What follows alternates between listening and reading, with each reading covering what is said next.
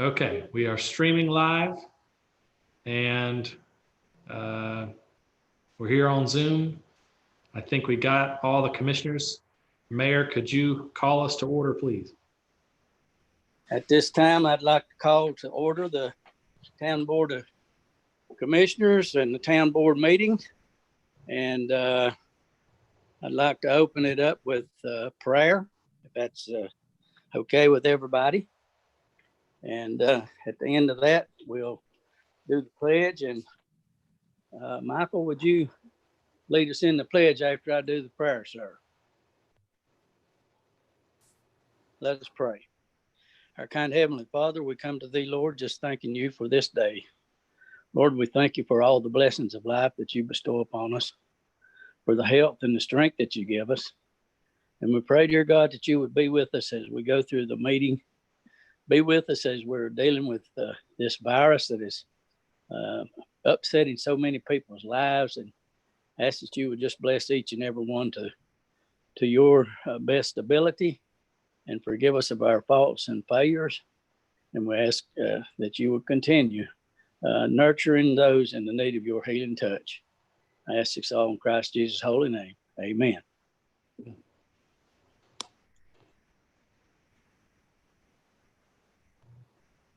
Michael, can you hear me?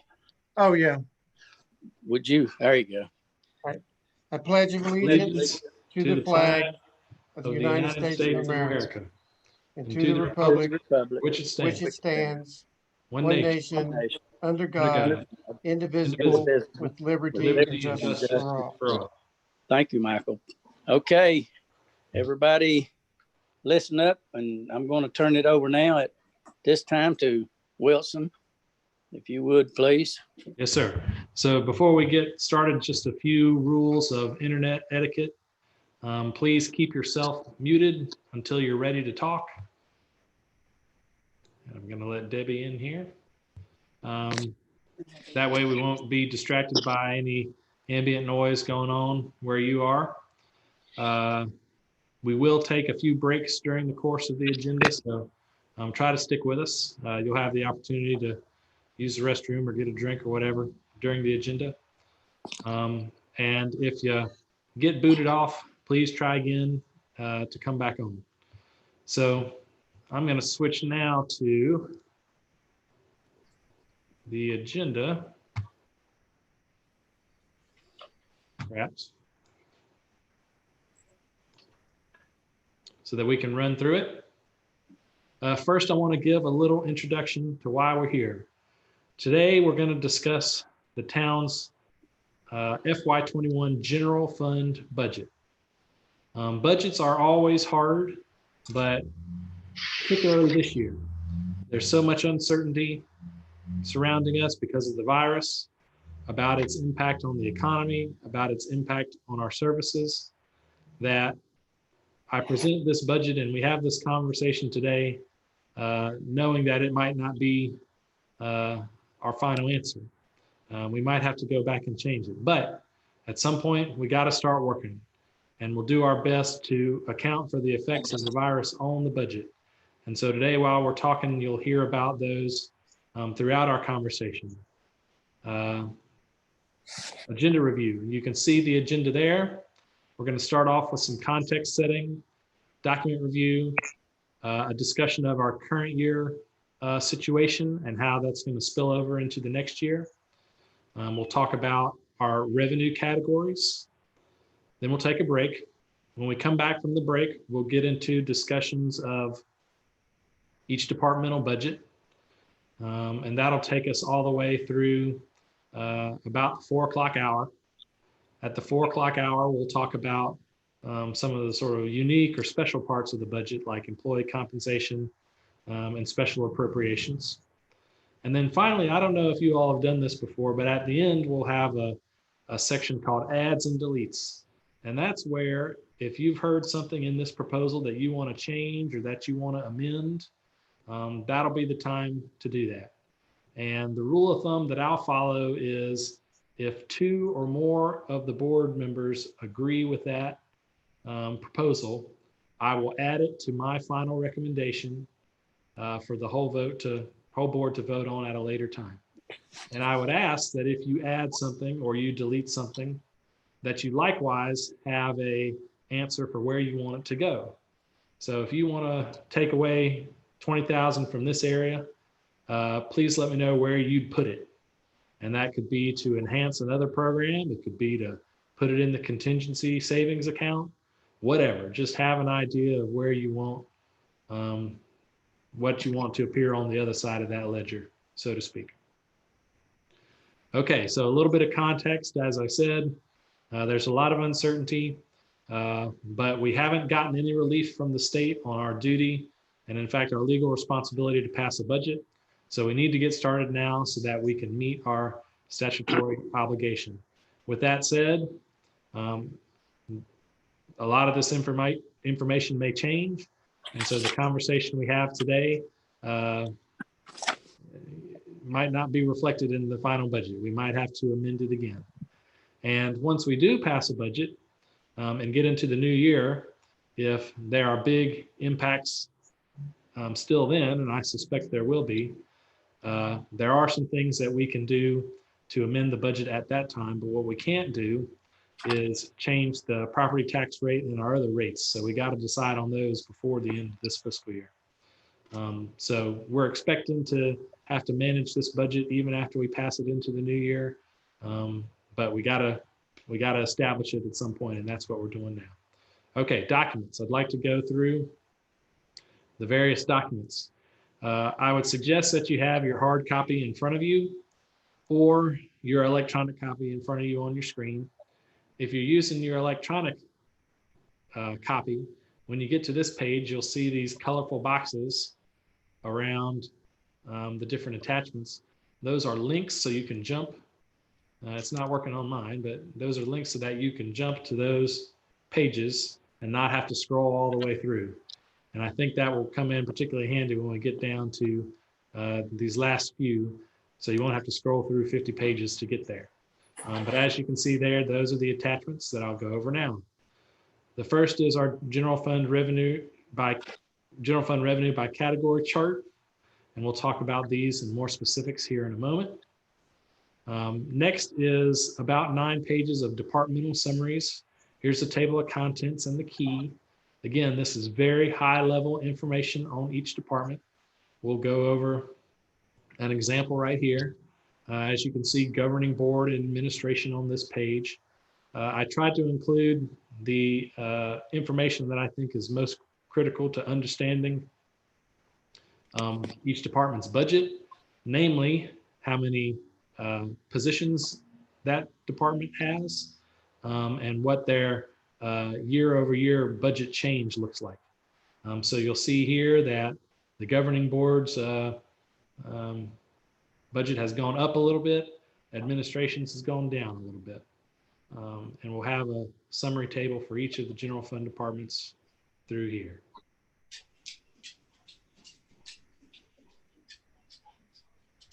Okay, once we get through those, this is the meat and potatoes of the package.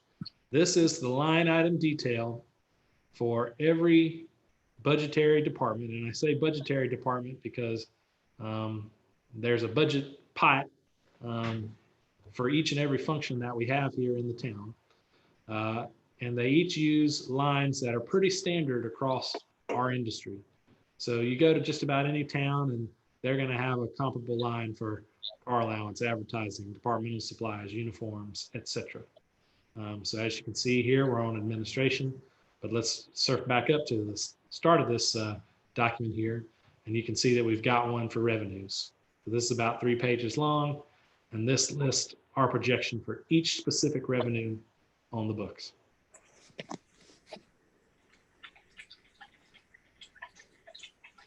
And even though we're just talking about general fund today, we've gone ahead and sent you the line item detail for the water fund, water and sewer fund as well. If you'll take note of this column over here on the left, anything with a 10 in front of it is a general fund, and anything, here we go, with 30 in front of it is a water sewer fund. We have funds 50 and 70, but those are special funds to hold dollars that we're required to spend in a certain area, and they're normally not very big, so we're not even going to discuss those today. But if you're wondering, funds 70, 50, and 72 are sort of special dollars.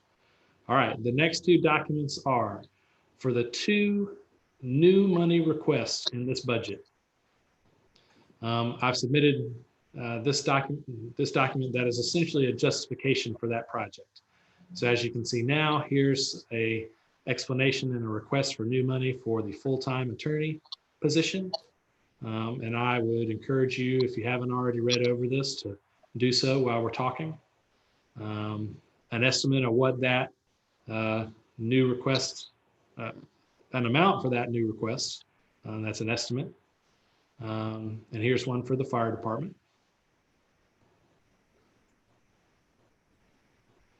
The next document is our nonprofit funding request. So just as a note, these came in before the virus hit. So I don't know which of these nonprofits is struggling to make it at this point. I'm not sure which of these nonprofits is going to shift their focus and try to help with the response to the virus.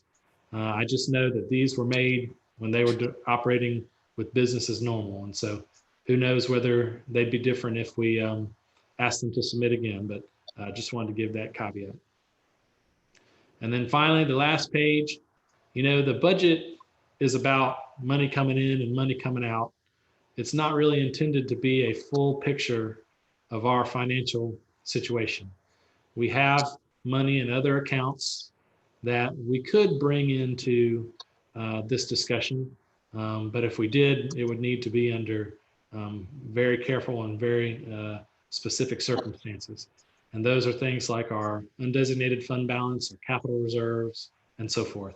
And so the table at the top here lists those, the balance of each of those different funds.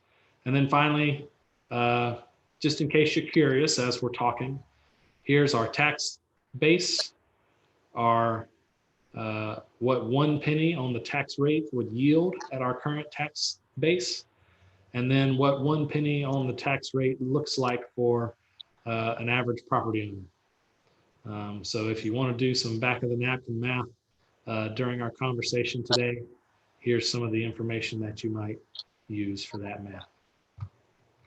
All right, let me scroll back up to the top here. Any comments or questions before I go forward?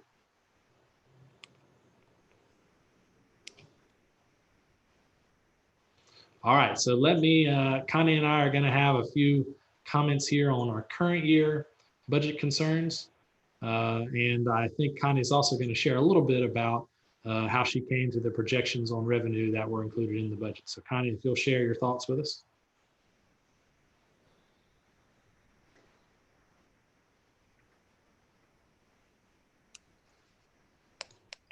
Is she there?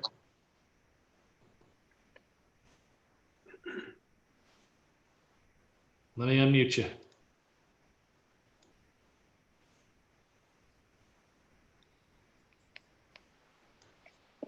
All right, Connie, try again. I think you're on mute there.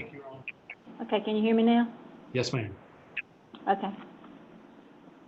I think the revenues so far are in line. I think, from a personal standpoint, I think current year we may be okay if everything follows like it's coming in so far.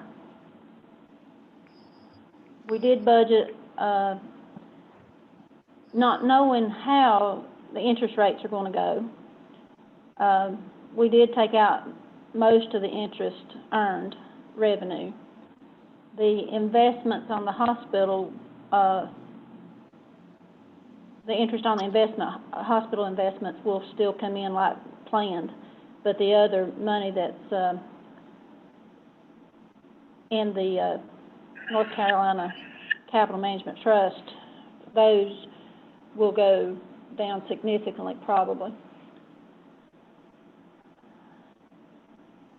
I budgeted the same amount for the property tax collection after I figured what 97% of this year's, property tax was and compared it to last year. We can only budget what we collected last year, and this year's estimate should be a little bit more than that. So I think we'll be okay. Most of everybody, not most, but a lot of their people have their property taxes through their mortgage company. So we get a lot of payment through that, and I don't expect that to change, hopefully.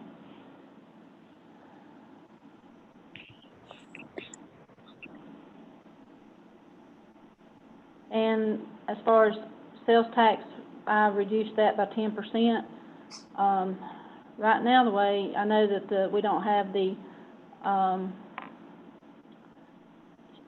some of the stores open or the restaurants open for business like normal, but the sales tax so far is okay. We've got a lot of people that's shopping more for essentials and stocking up, I think. So I'm hoping that 10% will be enough reduction in that.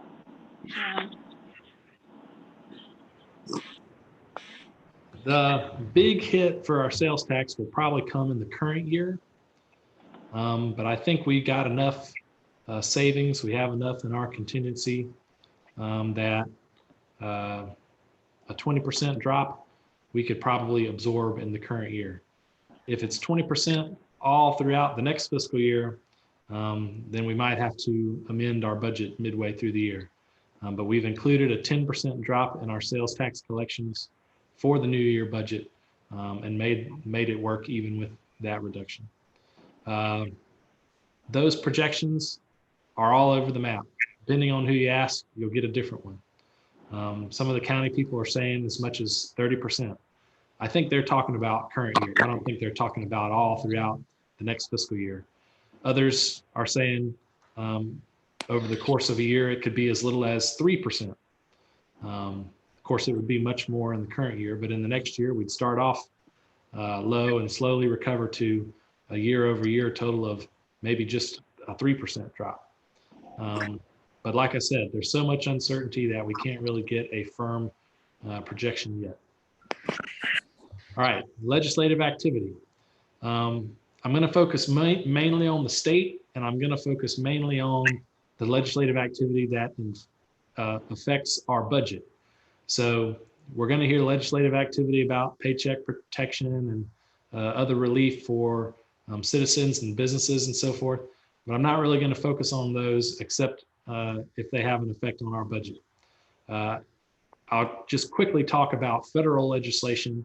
There hasn't been much federal legislation that has an impact on municipalities yet.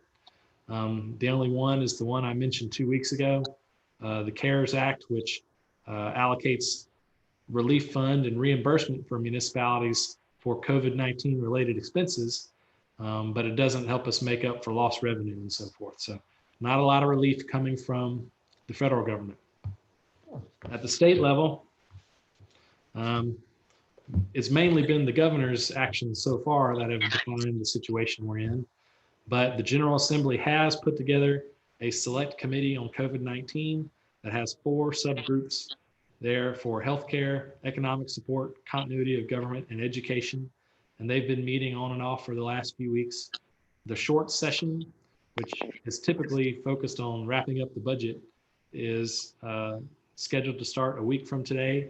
And I imagine that they're going to be taking up some COVID-19 related legislation, but I'm not sure what that's going to be yet. The state has done a lot of things to help people access unemployment and so forth, but those really don't have a direct impact on our budget. Interestingly enough, the budget impasse that the state has been going through the last few months has left us with a couple of $2 billion of unspent funds. So those will probably be swallowed up by the loss of revenue that the state is going to experience next year. However, we don't know what that impact's going to be because, like us, there's a lag in time between when they collect and when they get the data. And on top of that, since they've pushed back the income tax deadline from April 15th to July 15th, they further delayed the revenues coming in. And so it's going to be in the summer, well past when this budget is due, before we know what the impact on the state is going to be. If the losses are big enough, I think the state might look to local sales tax to help them make up their shortfall. So remember, the sales tax is collected by the state and then distributed back to us. It's not outside the realm of possibility that they might withhold that and keep that for themselves to close their gap. If they did that, I hope they'd give us some other money, because municipalities and counties count on that for cash flow. But we're in such an unprecedented situation that it's hard to project what they're going to do. Something I wanted to add is that the governor is actually holding a press conference today at 2. Joe is going to sign off and listen to that press conference. And when he comes back on in the 3 o'clock hour to go over his departmental request, he'll update us on what the governor shared during his press conference. I've been saying for a few days, and he's proved me wrong so far, that I think he's going to extend the stay at home. I don't know, depending on who you ask, you get a different answer on what the governor's intentions are. But today might be the day that he extends that. On the flip side, it could also be the day that he says, we're going to open up on May 1st, and here's how we're going to do it. We just don't know. So that's why Chief Rankin's going to brief us on that a little bit later on. So the one thing that the General Assembly has pledged to do here during the short session that benefits municipalities is clarify what we're allowed to do with remote meetings. So we think we're complying with the law here with our Zoom meeting, but we're not quite sure. And so the General Assembly has pledged to clarify that for us. We'll know whether we're on safe legal ground holding these meetings going forward. All right, any other comments or questions before I move on?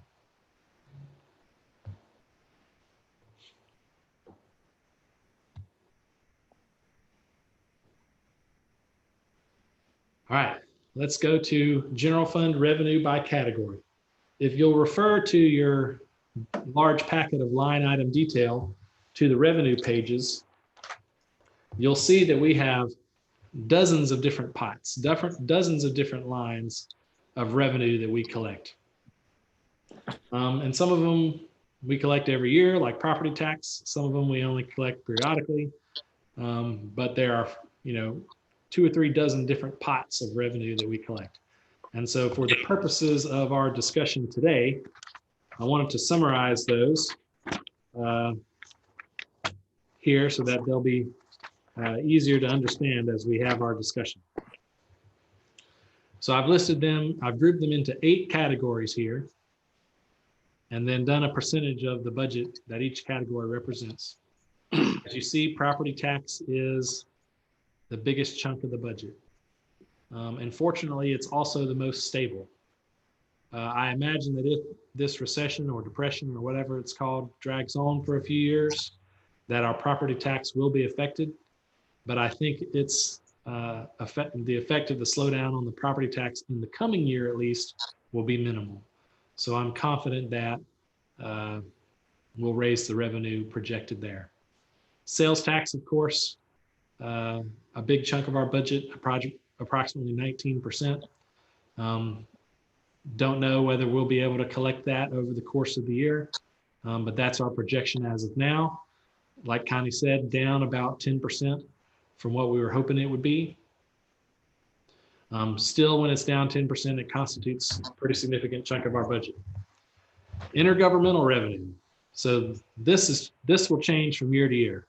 This is things like the Powell bill, which of course is state money that's sent to us to be used on streets and transportation projects, approximately $140,000. This is the utilities franchise tax, essentially the tax that Duke Energy pays to operate it as a monopoly in our town.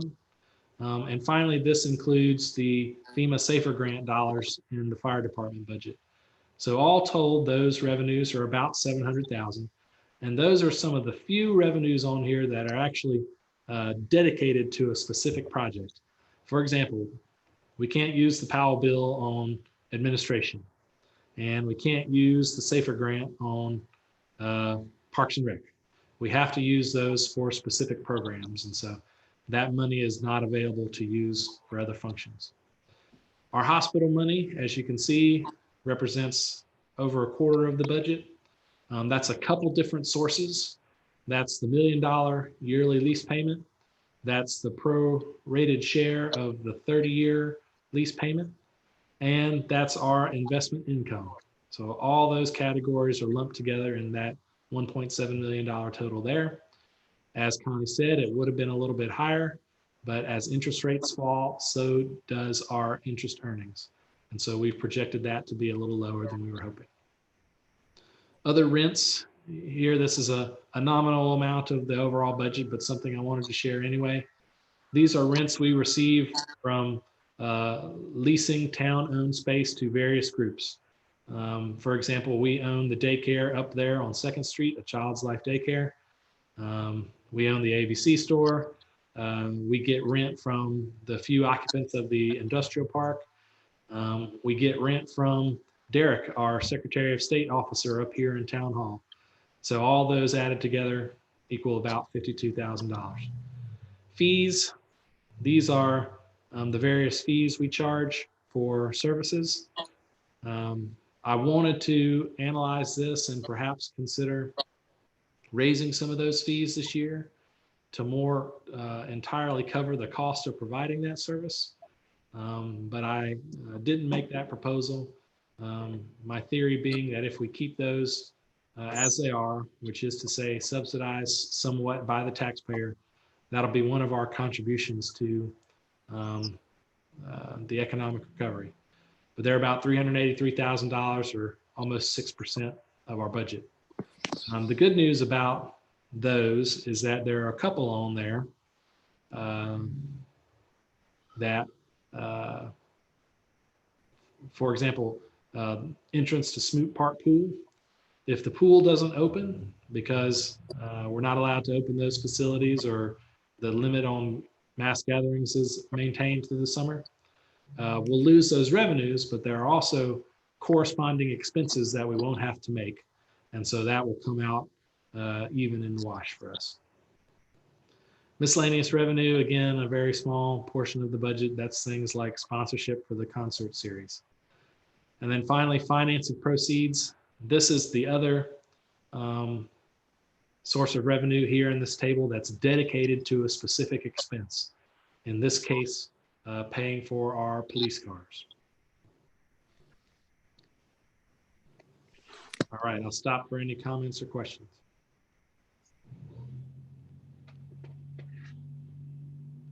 That total $6,690,000 is about $215,000 or so less than our revenue budget for last year. And I'll mention this just so you'll have this in mind. Even though that's only $215,000 less than the revenue budget from last year, it's probably about 400 or more $100,000 less in local dollars. Because remember, the financing proceeds and the grant money and so forth add to the budget. So take away $400,000 or so, add 100,000 for the cars and 60 or so thousand for the grant back. And that's why you've only got a $215,000 overall decrease. But locally, it's down about 400,000. All right, comments or questions before I move on?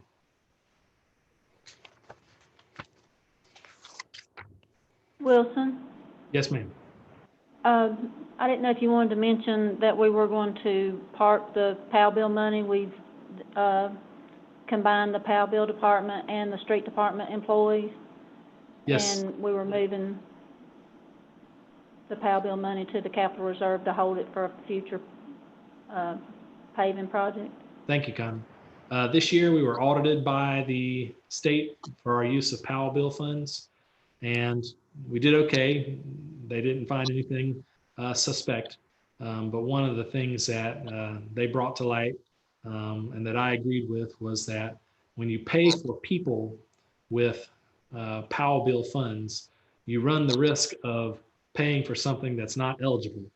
So unless those guys are out there working on Powell bill eligible projects, 40 hours a week, you run the risk of having Powell bill dollars spent on something they're not supposed to be spent on. So instead of running that risk, we moved those positions over to the street department. And then we moved the Powell bill money that was in the street department to pay for maintenance and other eligible expenses into its own fund, which we'll save and use on a eligible project in the future. And so that way we've totally segregated expenses like salaries and so forth that are not eligible from projects that are, and we have no risk of intermingling those funds anymore. Thank you, Connie.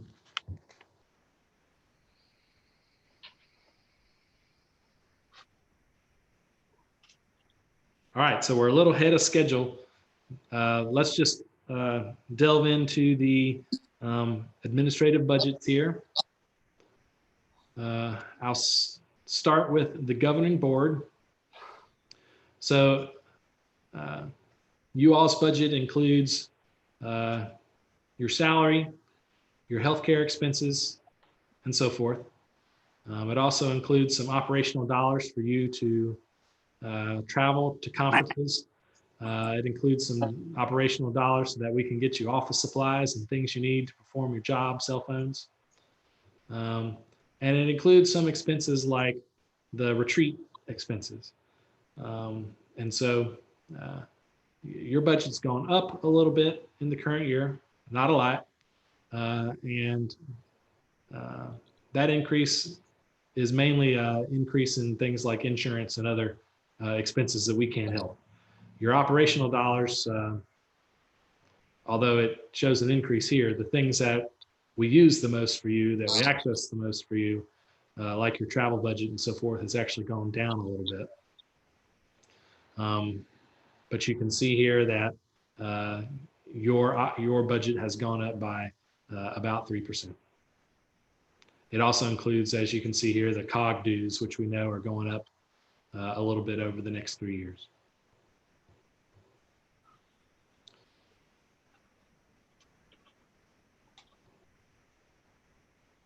All right, we'll move on to administration. Administration is me and Debbie. You can see what our purpose there is. 2 full-time positions funded by the general revenue funds. Personal service has gone down a little bit because of some efficiencies in health insurance and so forth.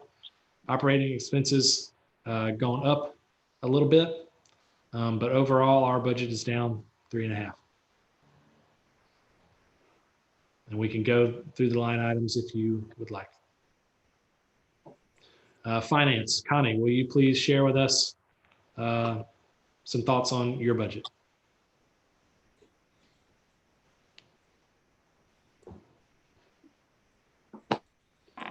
Well, I don't know what to say. Hers is pretty much flat, as you can see. I would consider a 0.1%, 0.01% difference to be essentially flat.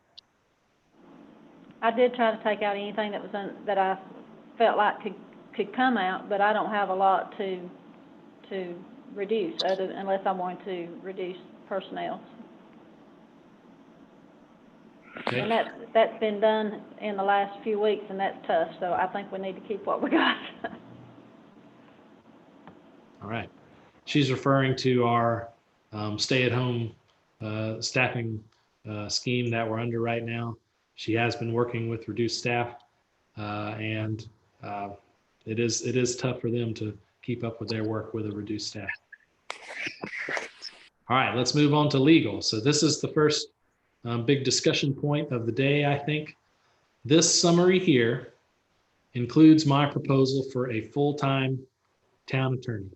And so I'm going to shift on down to the new money request that I mentioned earlier.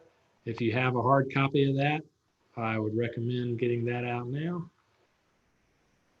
Here we are. And here's a little bit of information about why this proposal was being made. This is something that we've talked about. We were going to decide on this months ago, but I proposed that we wait and discuss it as part of the budget. And I'm glad we did, because it might have put us, if we had made it months ago, it would have committed us to a financial commitment that we might not could have afforded.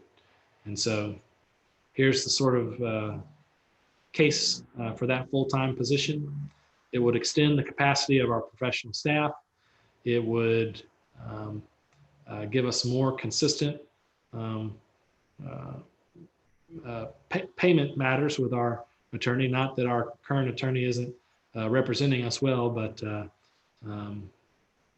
you know, depending on what our legal needs look like, depends on what the budget's going to look like for that. It'll help us with our compliance internally. It'll help us with our lobbying and our interagency relationships, which would be helpful at the moment to help explain what's going on with the state government.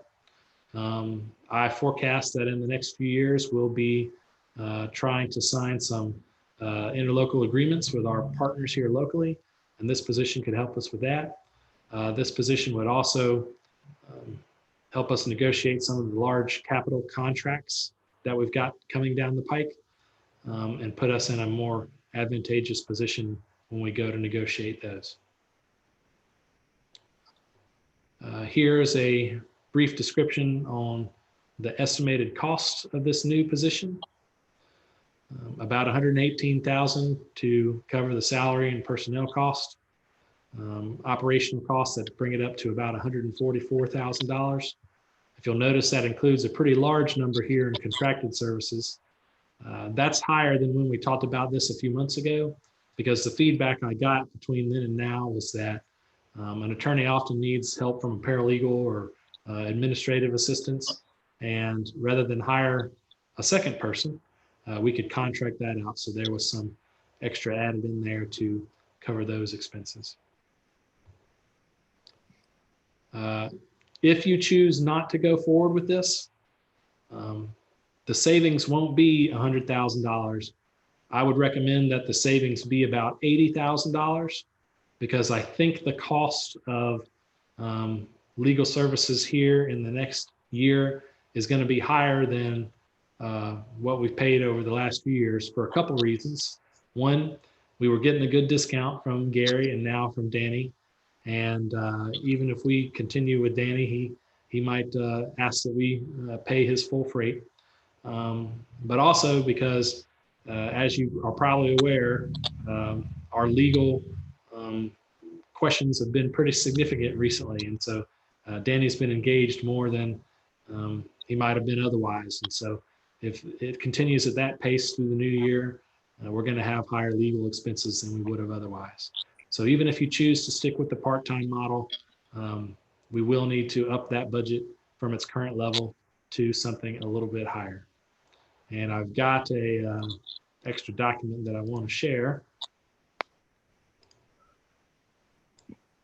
that Commissioner Parsons has asked for, and that is a look at our last 15 years or so of legal expenses. You can see they spiked in years where there was a big legal matter like the hospital lease. But even before then, we're inconsistent. 43,000 one year, 36 another, 20 another, 19 another. This past year, 40,000. And so lots of dips and valleys in our legal spending over the last 15 years, even if you take out the big hospital project.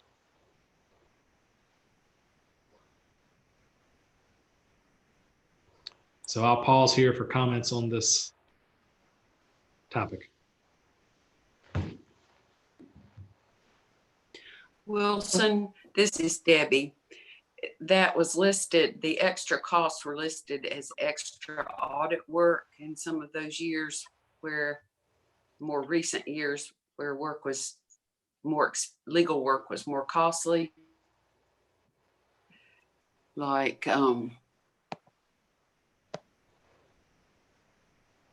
2017 and 18, extra audit work for hospital entry. Mhm. And so is that actually work that was done by an attorney or by an auditor? I'll ask Connie to answer that question, please. It's the auditor. Okay. If you remember, we had, they had a hard time with the upfront money, and they had to do a lot of extra research and work with that. And also Yeah. they worked with the USDA on the 115 sewer project. So all that, the 27,000 was audit to the auditors.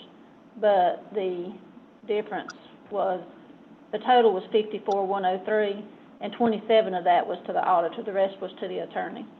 Mhm. So do audit fees usually go in the legal budget? No, normally they do not, but since it was to do with the lease agreement, Okay. we did pay those out of the legal budget that year. Okay, thank you.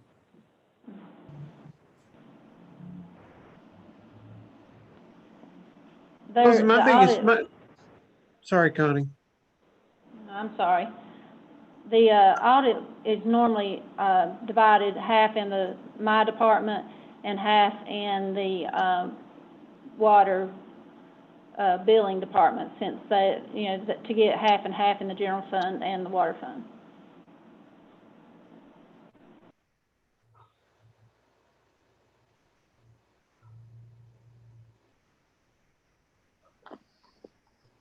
Okay, well, so my thought on all this is this. When this was first talked about to us as a group, we were looking at a lot different scenario as to how our year was going to progress. I'm not opposed to the thought of having an attorney, a full-time attorney. But my problem is right now is I think this is the wrong time. I don't think it is, with the uncertainties that this upcoming fiscal year has. I think that it would, just to be honest with you, I think it's a hard sell to tell the citizens that when we're all having to cut back, tighten our belts, and be more frugal, that we're looking at something. Because even if you go back to your historicals there, yes, we had those few years where the hospital negotiations spiked up the costs considerably. But if you come down through the columns where what was budgeted and what was spent, if you factor out the hospital costs on some of those things, it's not been that too inconsistent. Yeah, some fluctuations, but not that too inconsistent. So my thing is right now, I personally feel like this is the wrong time to be talking about this. I mean, we're an ongoing entity. We're going to survive this. But right now, what we've got to do is survive this. And so my feeling is that this part of the budget is not something that we need to spend at this time. Sir.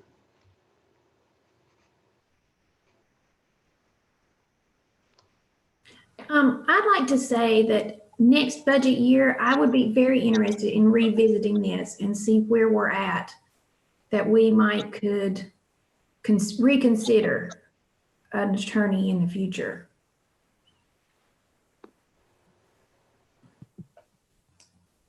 I would use that, tweak that. Okay.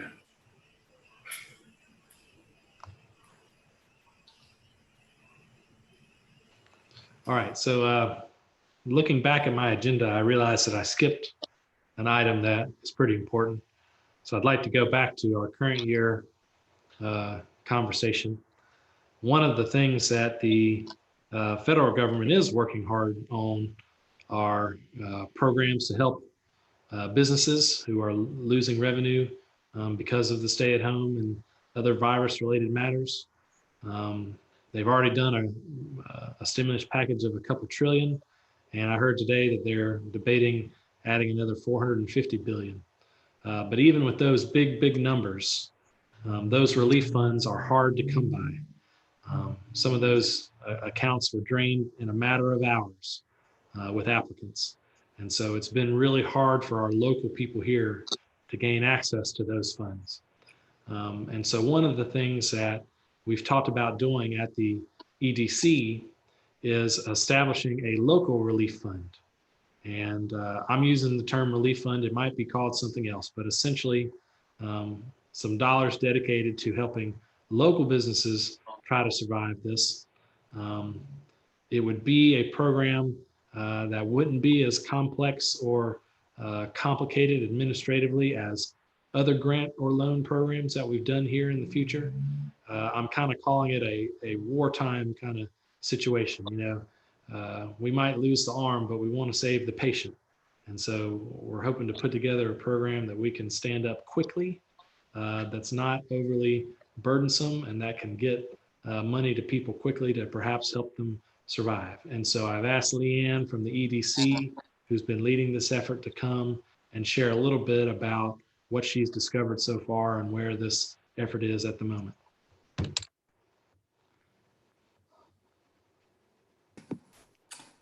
Hello, thank you, Wilson. Can you hear me okay?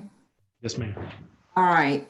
So out of our last EDC board meeting, the recommendation came to create a task force, like a recovery task force. And so on that task force, we have representation from both towns and our county, and our chairman, vice chair, and past chair, as well as Robin, Hamby, and myself. And so the first thing that we did is to look at what is being done across the United States, what's being done in North Carolina on county levels, town levels, and look at programs that we thought might be something that we could implement here. We leaned away from any type of loan program because it is very complex to do loans and cumbersome in the review work. And we know that we're at risk here, that even through a loan program, that in some instances, the money may not be paid back. So we felt that it was most important to do a grant program because we realized that small businesses are accumulating rent payments, utility payments. Of course, they've got inventory costs, they've got payroll, and it just goes on and on. And even if landlords or banks are being lenient right now, utility companies included, that is just debt that is piling up on them. And we realize how important it might be to do something, as Wilson has suggested, that would provide some sort of a relief. And so one of the things I wanted you to think about today is that I looked at what are our top 3 sectors in Wilkes County. And of course, manufacturing's top, and then right behind that comes government, because it just takes a lot of people in government to run a county. And then the 3rd largest sector is retail. And then if you drop down past healthcare would be 4th, and then 5th would be accommodation services and food businesses. So our top sectors are going to be hit the hardest.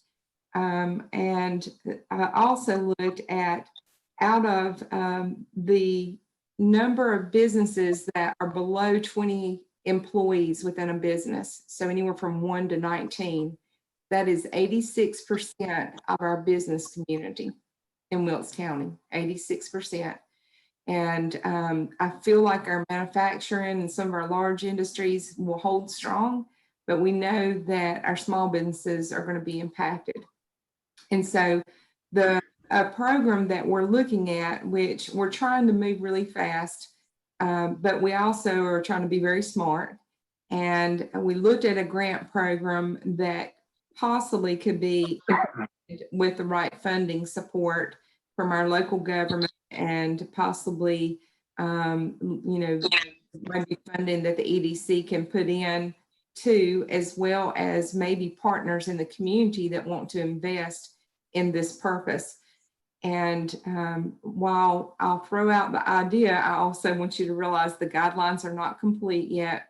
We have a pretty good foundation and a pretty good idea of exactly what we'd like for it to look like, but it's still open for discussion and tightening it up based on the input that all of our partners would have in this program. We're looking at something that might allow up to $2,000 per small business, possibly in the 3 to 15 employee count size, that is located in Wilkes County, needs to be locally owned. That $2,000 could be paid out over 4 months, with $500 a month going towards either the mortgage, lease, rent, or utilities. That would help ensure that if we can keep that business going for a little bit longer on their mortgage payments, they have a place of a business where those employees can come and do business when we reopen, or possibly they're struggling and trying to adapt right now and continue to open and work in a different fashion than maybe they did before.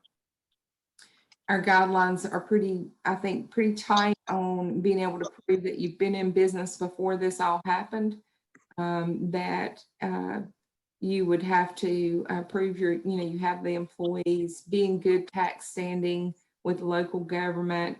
And then, there's several other guidelines that we've placed in this document that we're working on right now. Please realize that we, still need to tighten that up. But I know with Wilson being on that committee and part of our EDC board, as well as Debbie Ferguson, Commissioner Debbie Ferguson, being a representative for the town of Wilkesboro on the EDC board, we would want to create something that would be a recovery program and give some type of economic relief to our small businesses that may not have been able to get into one of the SBA loan programs before the monies were all assigned. Like Wilson, I'm hopeful there'll be more money in those programs, but even if there are more funds available, many of these small businesses may not be able to get in the queue and actually get accepted. And even if they were to be, I feel like this would be a great way to give back to these folks in a way that keeps them running business and possibly being able to continue to make arrangements with their landlord or the bank for just a little bit longer, and take some of the burden off of getting out of debt on back rent. So this time, I'd be glad, Wilson, to answer any questions. You may want to add any comments that you have. I think ultimately we're asking for the town of North Wilkesboro's support in this program and consideration of funding. Yeah, she said it there at the end. And the reason why we're bringing this up is because we'd like to make a request to the board to consider funding this program. And we can talk about where that comes from. I have some ideas, but it would be a sign of good faith. It would be a stop the bleeding kind of fund for our small businesses, and perhaps something that could help them persevere and make it through this time. It would be riskier than we would normally, it would be more risks than we normally would want to take on. But if we don't do anything, there's definitely going to be a lot of loss. And so I think we got to take a stopgap measure to try to help these small businesses. And so I just want you all to have that in mind and to consider whether you'd want to contribute some of our town dollars. What I've heard from other players in this is that it would be easier to raise money from other sources, whether that be larger businesses that are staying in business or private benefactors, if the towns and the county showed some commitment and had a little skin in the game. And so I think that if we refuse, not only will that that might prevent the program from getting off the ground altogether. And so even a modest commitment, I think, would be symbolically important beyond just the dollars. And so we want to present that to you today. Next Tuesday, when we have our regular meeting, I'll have a item on the agenda to discuss and perhaps make a commitment that day, unless you all are ready now. They are ready to act quickly. I think that if they had the money today, they could start the program on Thursday. So if we're ready to make that commitment now, I'm sure that the EDC would accept that. But if you all want to think about it a little bit more and wait and talk about it some more in another forum, we can do that too. Wilson, this is the mayor. Can you hear me? Yes, sir. I think it would be good for us to give it some consideration, the town board. That would be my recommendation to the board. If any of the rest of you have any thoughts on this, it would show that we do have the concern of our small businesses and our downtown business people, along with the small businesses out in the county. And I think it would be good for the town of North Wilkesboro to participate in it. And I would suggest that to the board. They can take it and ponder it if they like, or if they want to do something on it today, that's fine too. But I know we'd have to take action on it in Tuesday's meeting, but that's just my thoughts on it. Thank you, sir. This is Debbie, and I would add that I would like to see us go ahead and make a commitment to this program.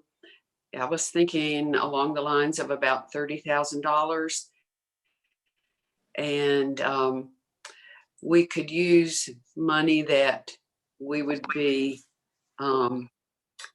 shifting from the full-time attorney position, because I do agree this is just not the right time to add that position. And so some of the budgeted funds could go to the relief fund. And I have had a little time to think about it that others of you have not, because of being in an EDC meeting recently.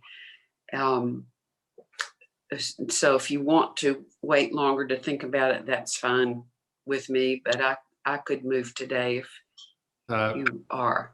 Leanne, can I ask a question about that? Yes, sir. So we talked briefly about you all being able to front the money and be reimbursed from us in the new fiscal year. Is that still on the table, or do we need to find money in our current year to send to you? Of course, anything would have to be approved by the EDC board, but I do feel like when we briefly mentioned that, it seems like it would have been supported if that was a request. Okay. I also might add that we have had at least one person step forward and say, as an individual, that they might contribute to this program, but they do want to see all of our partners, as well as potentially the LEAP investors, to support this program in order for them to come in. I'm hoping that, as Wilson said, many of these programs that have been created across the state and beyond give an opportunity for investors in the community to be a part of this process. And the Wilkes CDC would just help manage the process, but we would make sure that it would be a combination of both local government employees as well as businesses in the community that set on probably a 6-member committee to approve the process of the grants as they came in on a first come first served basis. So I asked that question, Commissioner Ferguson, because there might be some additional mechanics that we'd need to figure out if we used next fiscal year's funds. And so I'm not sure if I'd recommend that we commit those funds today. And so, but I'll take your recommendation and craft that into an item for us to ponder either on Thursday or at our regular meeting next week.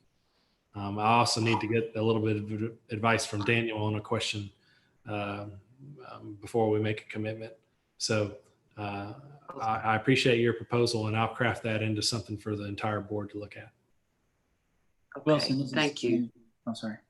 This is Wilson, my question would be to Connie is if you were trying to shift money in the current budget, where would that come from if we had to actually make that shift? So that's my question. I mean, and the second question I have would be to Leanne. What kind of commitment were you looking for from the municipalities? Because, you know, the EDC is a countywide program. So, I mean, I know that all donations are welcome, but what kind of commitment was the EDC looking for from the municipalities and the county government? Wilson, I can go ahead and answer that question if you want to catch the other one. At this point, we would be grateful for what can be allotted. When we met, I think we wanted to set a goal of trying to raise $200,000 and help 100 businesses. That would be a combination of what we would hope would come from the towns, both towns, and we of course asked the county government, and we would have private investors, and we would also like to approach our LEAP advisory board and our EDC board to see if LEAP funds could be appropriated to this fund. So I believe it would be a collective partnership. And while we had a goal in mind of 200,000, if we could figure out how to arrive at that number, if we receive less than that, we will do our best with what we have in that account to help the most people that we can.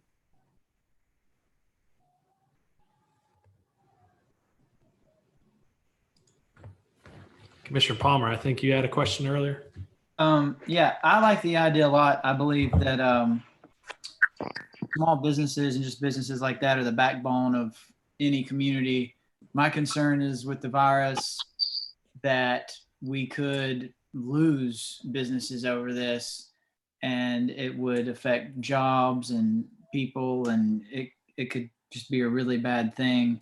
One of my questions was, how much are they asking for? Leanne answered that. I would like to see if we were to do something like that. I would like to before I would say for sure, let's do it, have a pretty clear outline of how it would work. You know, what parameters are in place to make sure that the money actually goes to businesses and not to something else. And to make sure that we have a good way of making sure that business owners know that it's available to them, and how do they, you know, kind of let them know what they need to do to apply for it.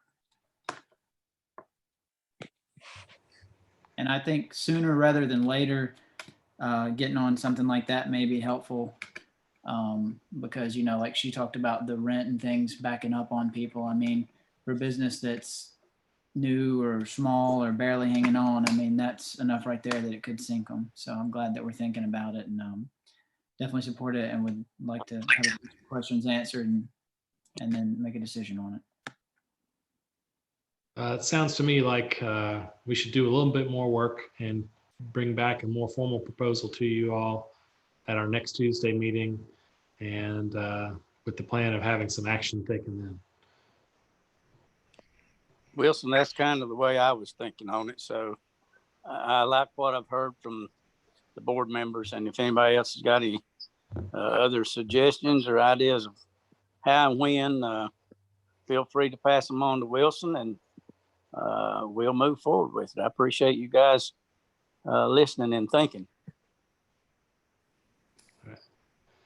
Thank you all for allowing me to present that idea and for your consideration and support. I hope we can do something together to make a difference to our business community. Thanks, Leanne. All right, so we've arrived at the time on the agenda where I've got a break scheduled, and I kind of need to avail myself of that. So let's reconvene here in about 6 or 7 minutes, and we'll move on to Crystal's budget and then Nelson's budget.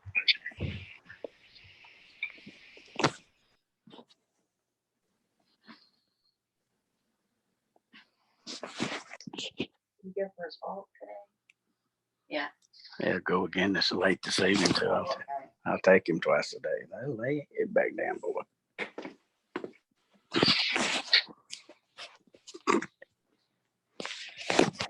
He's spoiled.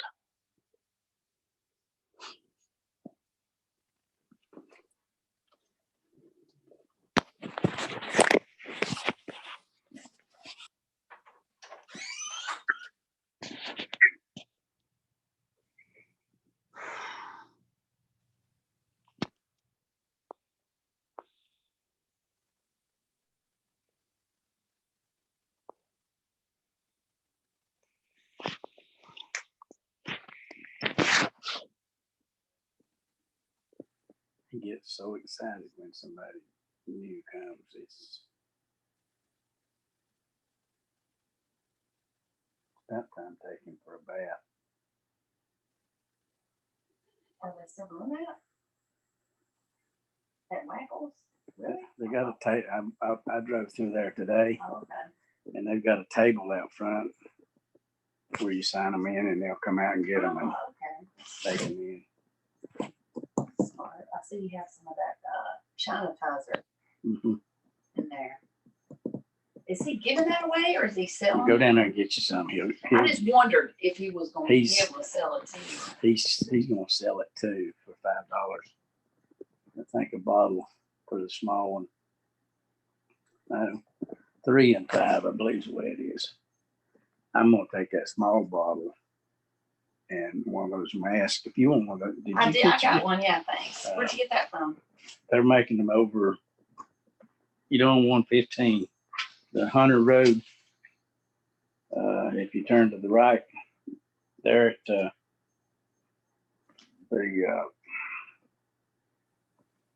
what's your name's Realty Company, where the old supermarket used to be on 115. Yeah. Old 60. Uh-huh. Then the next to the right, next road, the Hunter Road to the right. Oh, okay. Oh, The okay. first brick house there on the right. Okay. They're making them and sewing them and making them. And they're going to make one with Velcro. Oh, that's smart. Yeah, I'll take one. I think I got these. Thank you. I'll both of that. Where you going? Can't have this. Boy. Clyde, you can't have that thing. It ain't a toy. Stop it. I know. Or a snack or something. There's your shoe. What is that? His shoe he likes? Yeah, No, I bet he if I wants put you that to one take it time, and that'll throw be it. Oh, that's what he wants you to do. I know, but he won't. Stop it. I bet he won't leave me alone. No, he won't. He'll go get it and bring it right back. Clyde, No. stop.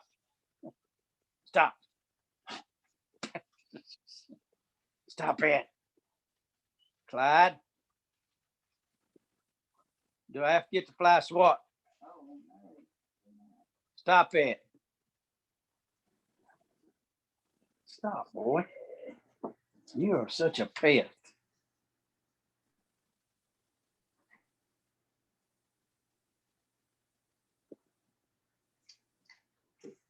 Oh, yeah, and I went by the, Oh, let me see. You're still like talking. Let me see if I can mute you on yours. Where's your meeting at? Let's see. Connie's calling.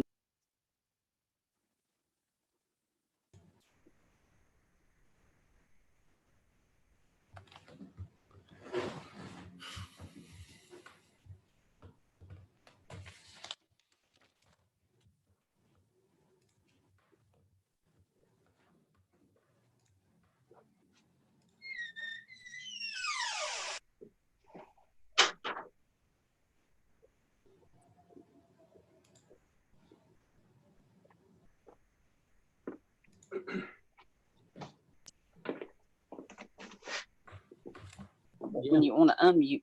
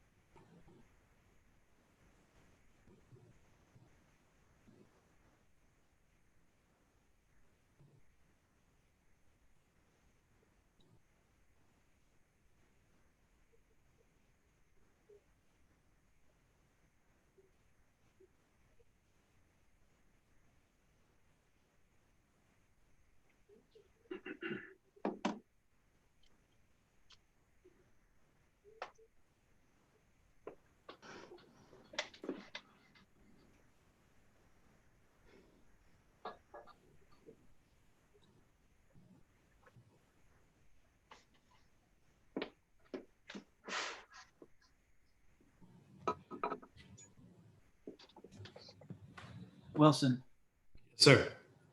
do you know what they might call that relief fund or? No.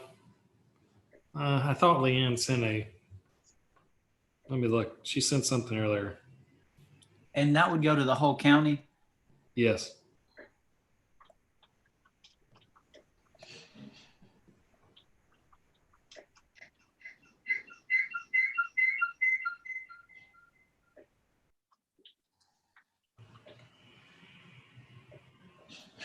Small Business Recovery Program. Small Business Recovery Program.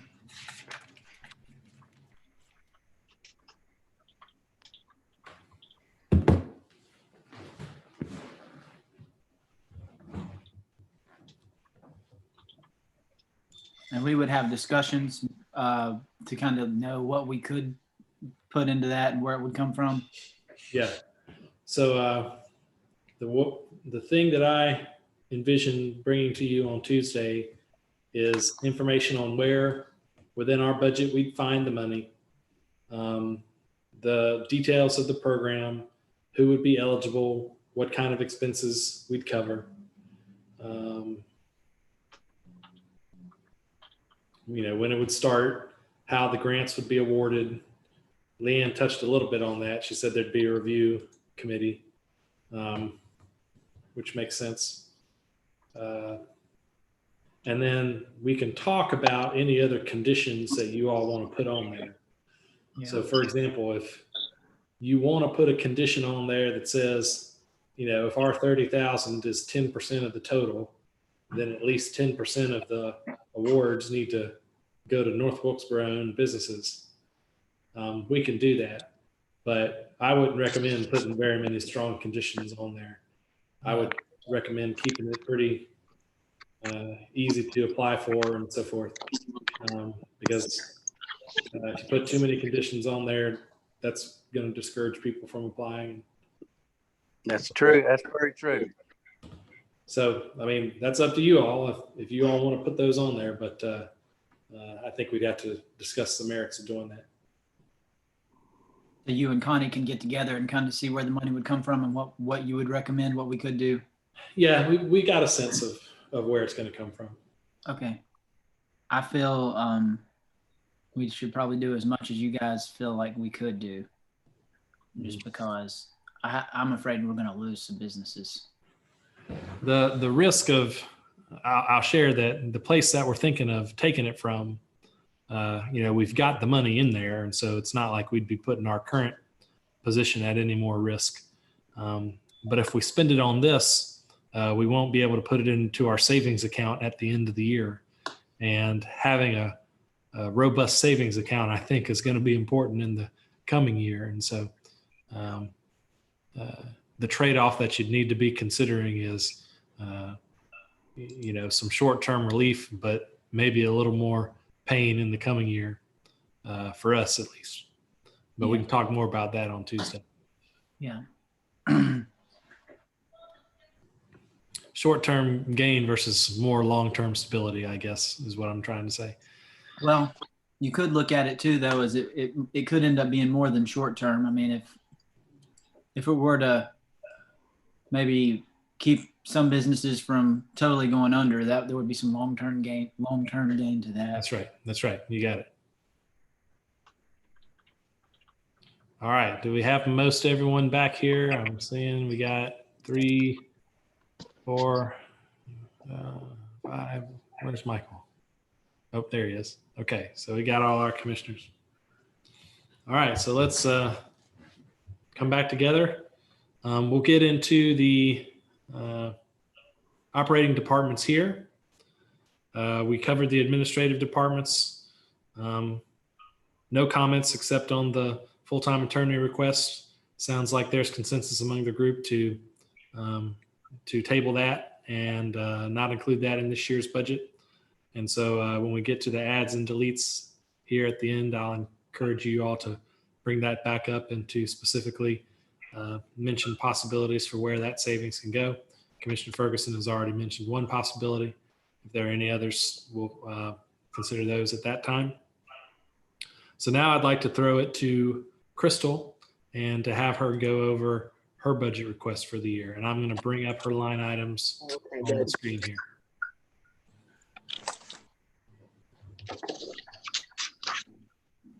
Okay, so you can turn your volume down on your phone.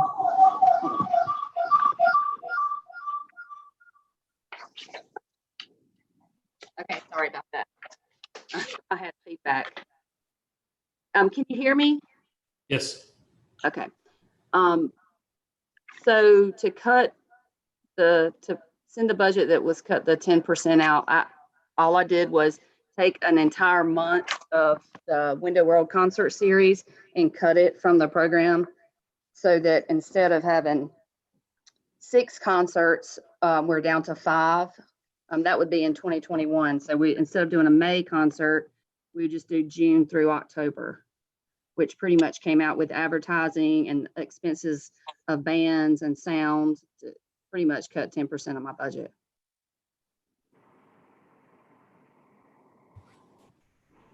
And I didn't ask for anything else new in this budget, this next budget year.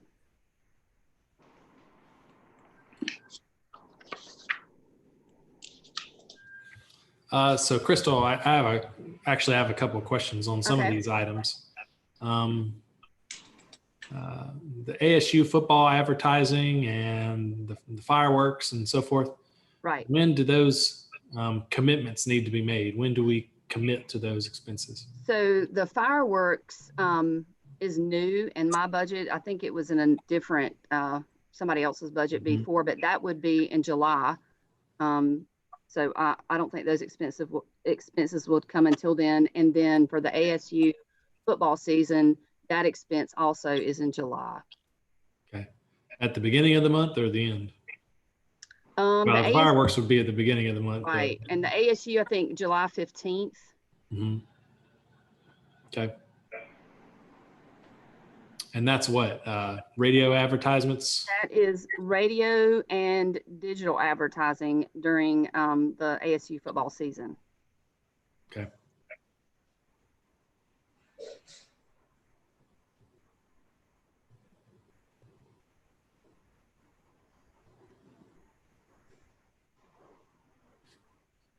The right. website maintenance is also new because I typically hadn't had that either. So that's kind of a new item in my budget. Okay.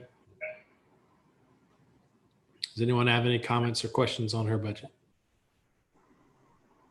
Out of curiosity, what is the total budget for that firework display on July 4th? Connie would know that. Okay, never mind. I thought that it's not 3,000 though that's on this paper, is it? That's the contribution that the town gives. I think they get a contribution from the two towns and maybe the Law Enforcement Association. Okay, because I was gonna say $3,000 for that is pretty awesome. Yeah, I think the total budget's more like 10 maybe. Okay. That Connie should know. They sent in the report said 11,000. Fireworks cost us $11,000. Thank you, Connie. I had a quick question about the facade grants. Are we pretty much budgeting this coming budget year what we did this past? Yes. So last year we had 15, and we actually have some money left over that didn't get used, about maybe $2,500. But yeah, I've asked for the same amount.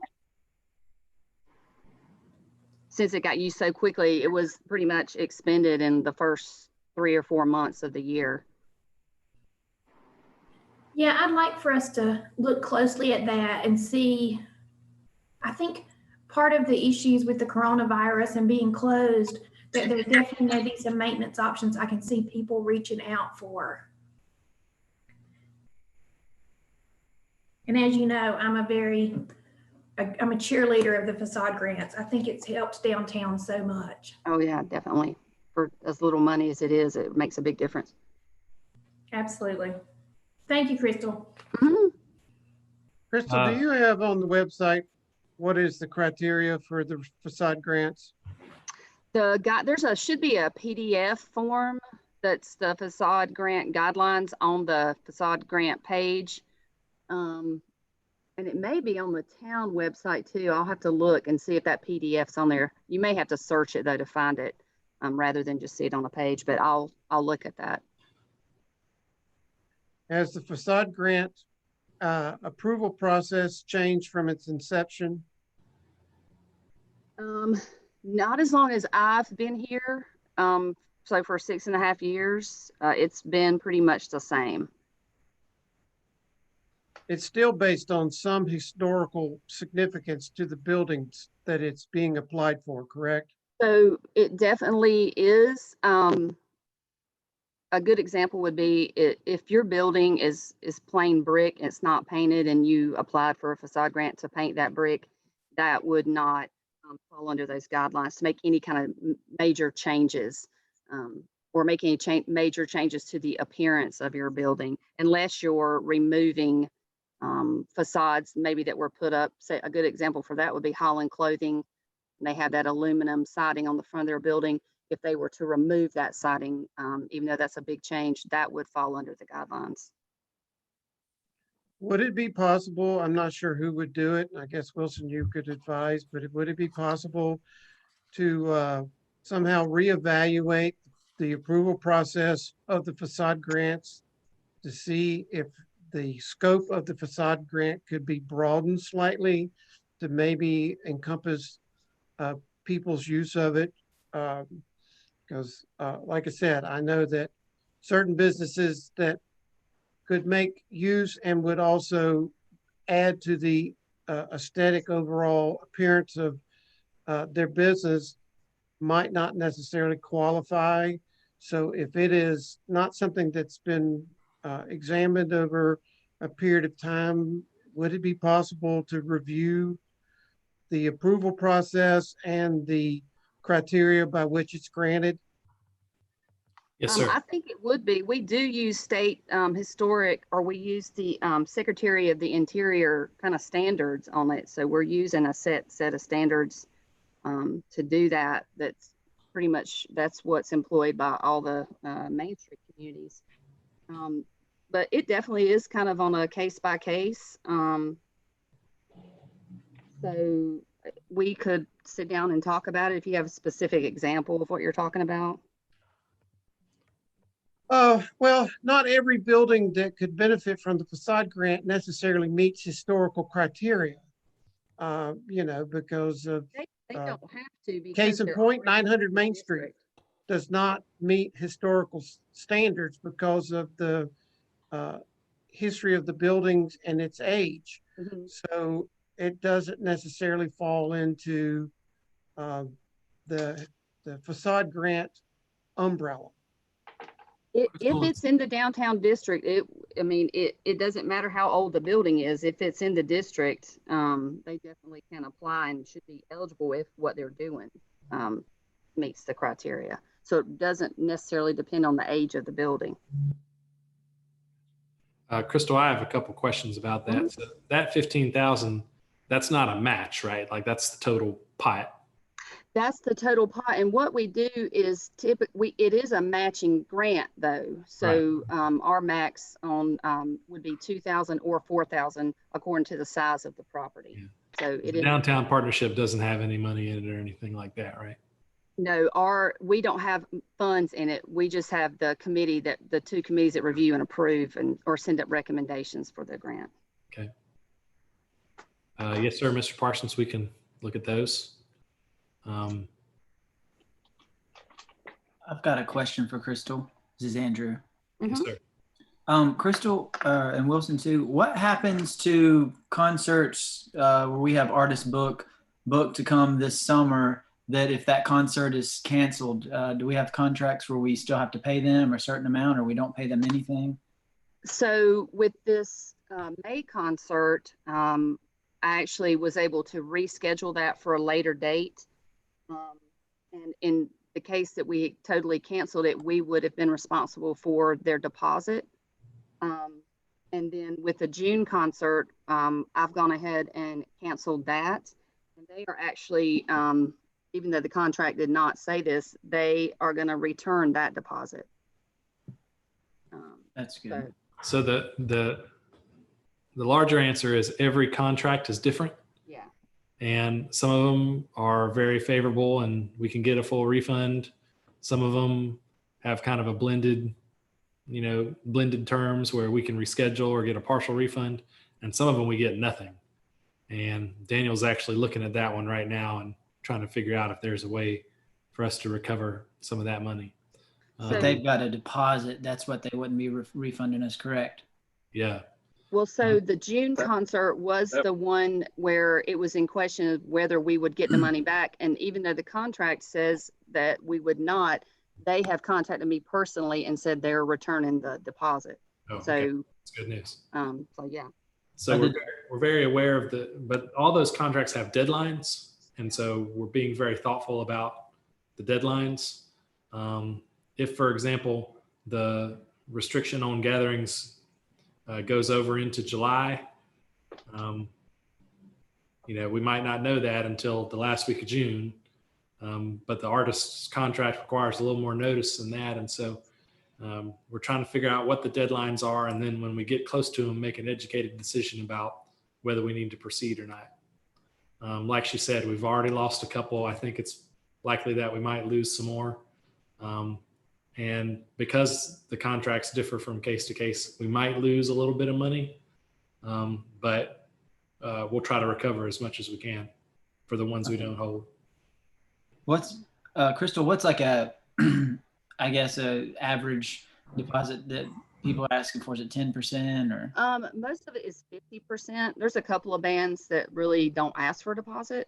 The smaller bands, the opening acts, or some ask for a $500 deposit, but in general, it's about 50%. Okay. Yeah, if it's 50%, Wilson, I'd have Daniel really looking at that. Thank you, Crystal. Yep. How much contribution do we get from our corporate sponsors on these concerts on the deck? We have only one corporate sponsor. It's Window World, and they contribute $15,000 for the year.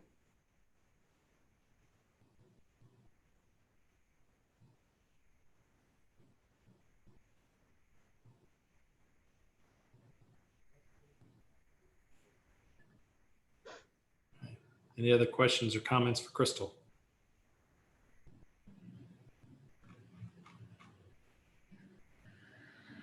All right. Nelson, are you on the call?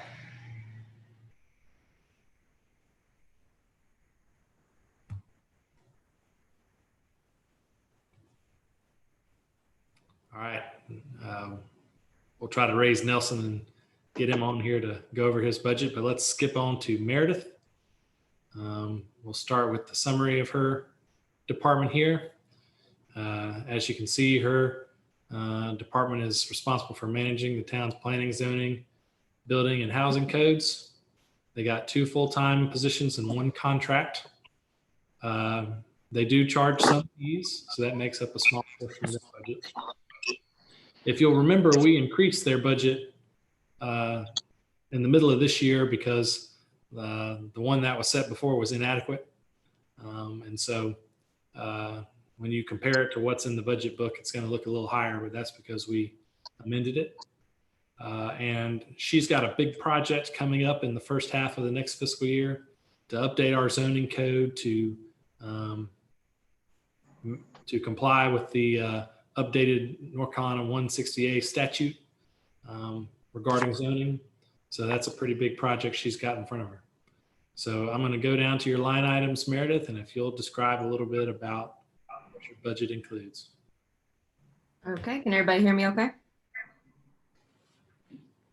Yes, no? Yes, we can. Okay, perfect. Okay, so this is a basic budget. What I've done is I've gone through with the help of Wilson County is to cut anywhere I can as possible to avoid cutting levels of services. I'll say we can go through any line items that raise a flag. What you have before you that are notable are we do have a contract with the High Country Council of Government. They provide our GIS services. I do have 2 boards that are paid under my department.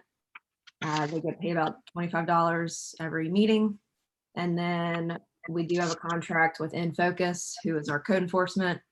Those services have remained the same. We have 1 day a week, 8 hours. So none of those levels of services have changed. And I was around, I think about 7% cut doing this, or close to that. If we do cut more from the budget, it may change levels of service.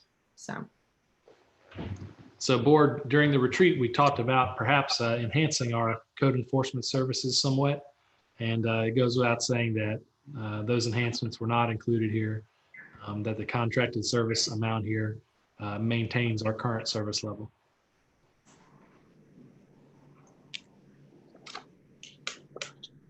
And Meredith, my question for you is, I know you've talked to InFocus about other options with the contract. Are those only available at the start of the new term, or could we switch to that level of service halfway through the year if we needed to? Well, the contract runs on a year basis, so we're already locked in to a current contract. I don't know what kind of repercussions there would be if we were to amend that contract. That's probably a legal question. I'll say if we've got the screen shared, I can pull up what the reduced quote was that I did ask initially, if that's something you guys want to explore. Yeah, let me, if I can figure out how to make you the co-host here.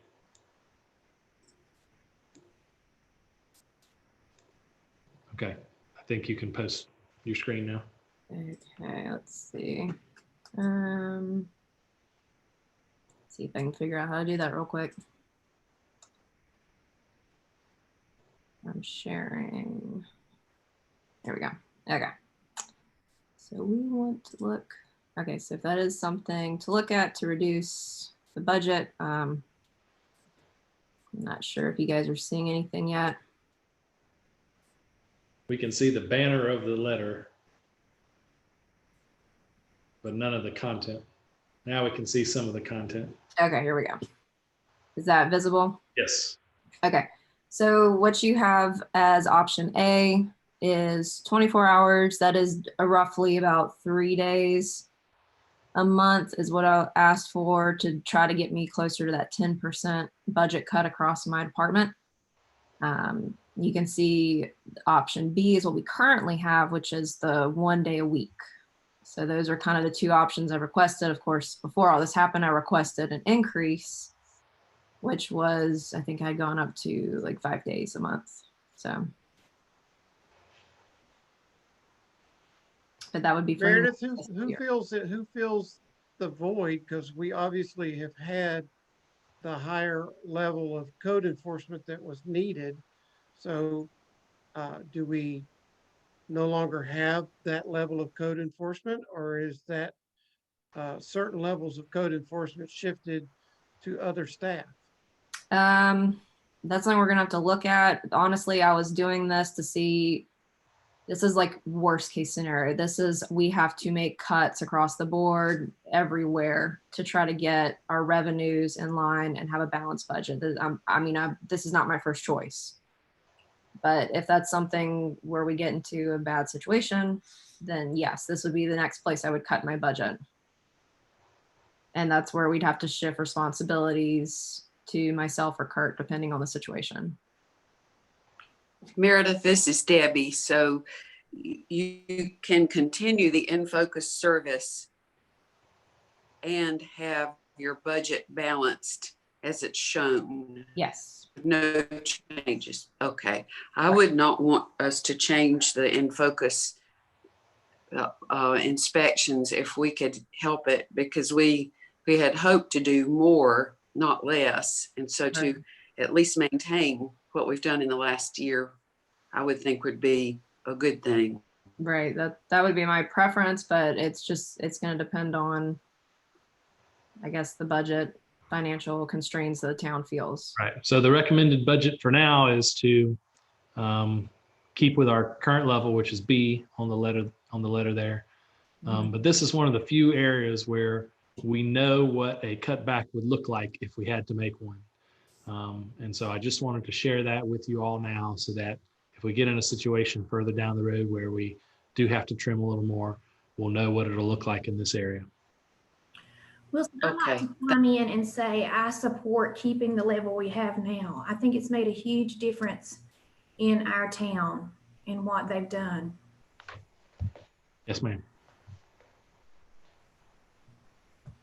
Yeah, I concur with Debbie and Angela on that one, because I do think that it's been very beneficial to the planner as their task performing their job duties, not to have to be concerned with code enforcement. And code enforcement is one of those necessary evils that towns and municipalities have to have.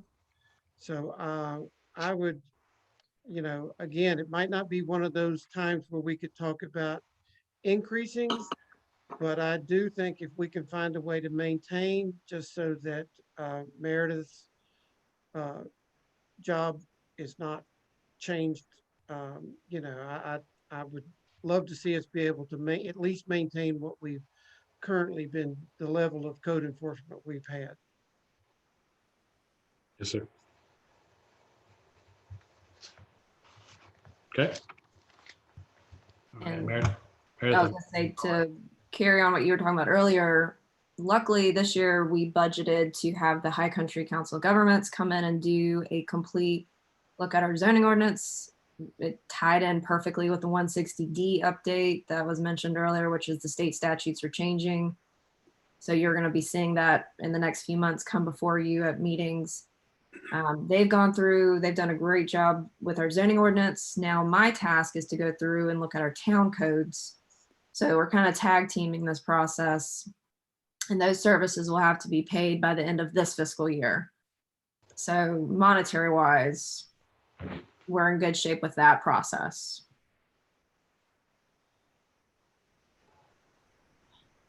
But I am going to remind everyone that the High Country Council gave us a heck of a deal to do what they did.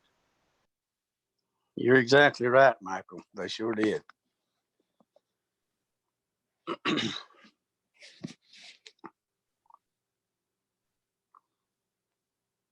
All right. Any more questions about Meredith's budget?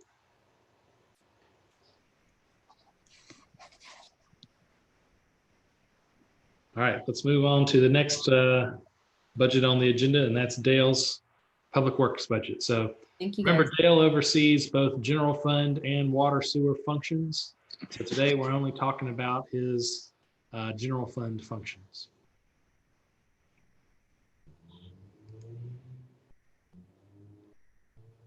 Dale, if you're there, share with us. Okay, can you hear me? Yes, sir. All right. I guess we'll start with the garage. Okay. That'll be on page 20 of our pamphlet.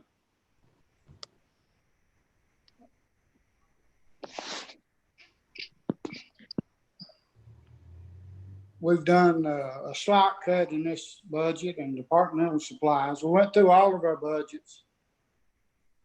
We done a basic operating budget to begin with, and then we went back and tried to get 10% more out of all of them. And we have made some more cuts. But I'll go ahead and say with our operating budgets, there's no leeway in here at all. If we have major breakdowns or problems or something, we may be asking for budget amendments or snow or ice situations. But if we have a good year and everything goes good, we could possibly get by with these budgets also. But to begin with, the garage budget,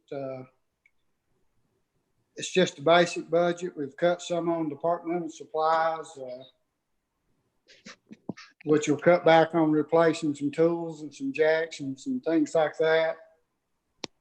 Besides that, it's just the standard operating budget. It's got one full-time employee in it and one part-time.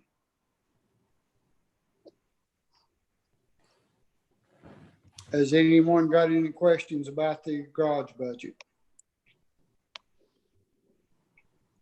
As a reminder, the parts for each car or vehicle that's repaired are charged to the department who owns it. And so this budget that you're looking at doesn't include all the parts and so forth that we buy. It's just the cost of operating the shop.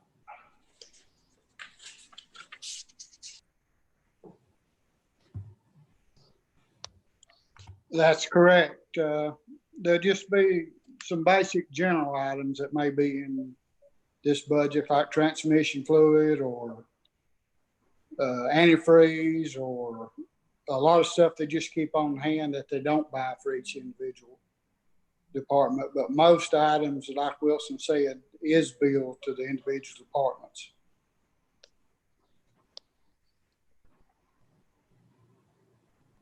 Okay.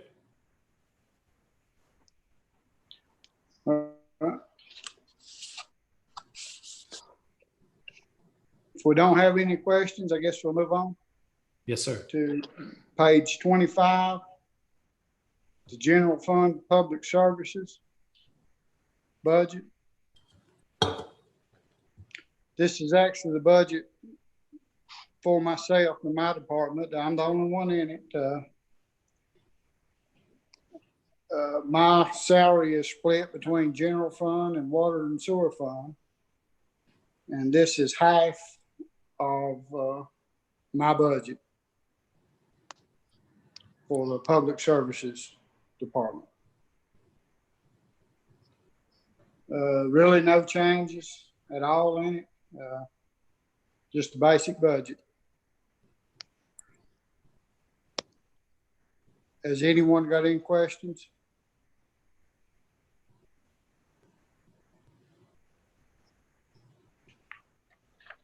Not, we'll move on to the street department, which is page 26.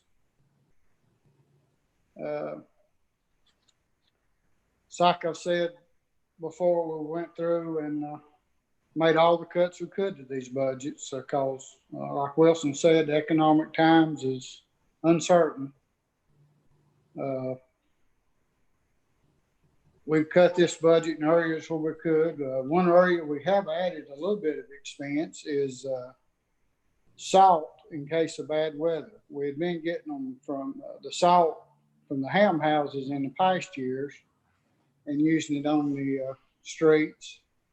And our supply of salt is kind of uncertain right now. I hope we're able to continue getting it, but there is $10,000 in this budget in case we do have to purchase some. Hopefully we won't have to. We've cut departmental supplies and we've cut safety and training supplies. Like I said, we've cut everything possible that we could. And we're going to do our best to work within this budget.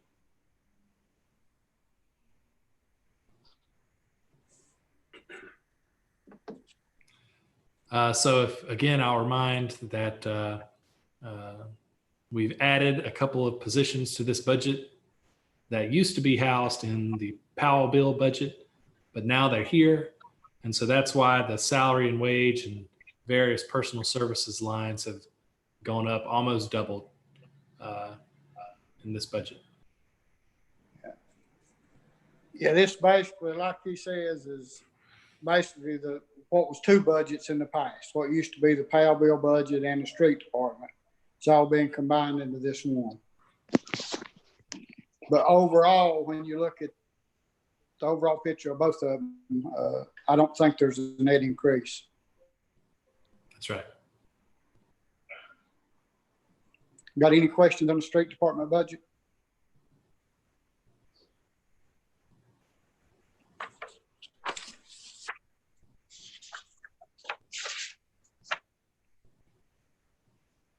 We'll move on to the sanitation budget then. That's on page 28 of our packet.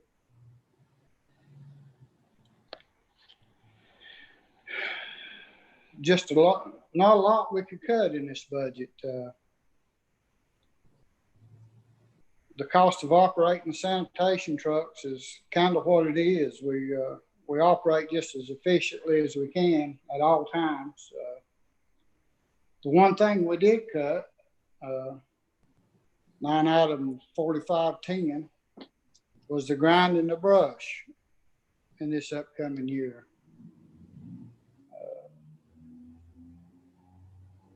Wilson had asked us to do all the savings we could, and that's one thing we thought we might could put off for a year. But I don't know that it'll be truly savings, because in the following year it's going to increase the cost when we actually do start grinding. But it will help us get through this budget year with some savings.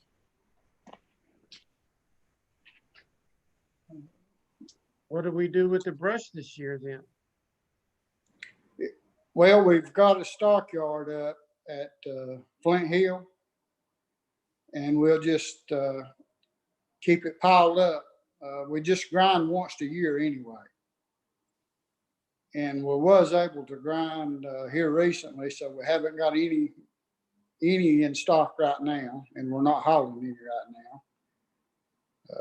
So our pile will just get a little larger than normal before we do grind. So what did we do with the ground? I mean, do citizens come and take it off as mulch? I mean, what do you do with it after it's ground up? We do. We give it away to anyone that would like it. It's not a real quality product. It's not like bark mulch. It's where tree limbs and stuff's been ground. Lots of times we use it on town property around. Truthfully, a whole lot of times we're just hunting places to spread it, because Diener don't like us to keep it piled up on their site. But we do give some of it away. So it doesn't have any monetary value at all? It does not. Matter of fact, I tried to sell it to the chipboard place down in Rolling River before they went out of business, and they wouldn't accept it either. Okay, thank you. So I'd like to point out something. If you'll notice where my cursor is, the current year budget, you'll notice that it's pretty large. And the new year budget's much smaller. That's kind of an artificial difference there because the current year budget includes the proceeds from our financing of the new garbage truck. So that's kind of an artificial number there. So that reduction is going to look bigger than it naturally is. But as Dale said, they did find some efficiencies. And so this year's budget is lower than last year's budget minus that. But I just wanted to point out that they didn't find $250,000 worth of efficiencies. That's correct. If we don't have any other questions on the sanitation budget, we'll move on to the cemeteries. That'll be on page 32 of our packet. This is basically the part-time mowing crew that helps keep our town beautified. They're all part-time. I think it's 6 part-time people. There wasn't any money here to budget, to cut. They operate very economically, get a lot done for what we spend. I really don't know what else to say about this. There just wasn't a lot of money here to cut and save. I got to say, this service, just from my experience, is one of those ones that, you know, isn't essential for life and safety, but it is very essential for making a good impression. And this is one of those things that if we really want to be competitive with attracting new residents and attracting new companies, this service has to be on point, and I think they are. These folks are on the stay-at-home time at the moment, and so the grass is growing and so forth, and we're starting to hear it from folks already, and it is a noticeable thing. And so we're hoping that we can get to a situation where we can bring these folks back soon, and that they can beautify the town in time for any lifting of stay-at-home or any of those restrictive measures over the summer. One of the things that the folks in Charlotte, when I was working there, always shared was that when they'd ask for feedback from visitors, the visitors would always say, "It's such a clean and pretty town." And so whenever we had to find efficiencies in the budget, if we recommended any cuts to landscape management, they were met with swift resistance. This was always a very high priority thing to them there because of the impact it had on the town's reputation. And so I think it's a similar thing here. This team does a good job. We're looking forward to bringing them back as soon as we can. Do we have any more questions on the cemetery? I have a quick one. Yes, sir. Is it called the cemetery because there's actual cemeteries that the town maintains? We do. We have 2 cemeteries we maintain. Where are they? One up on top of 6th Street Hill, Okay. and the other one over on Trogwood Street. Okay. Thank you, Next Dale. to the Women's Clubhouse. Yes, sir. Thank you. Mm-hmm.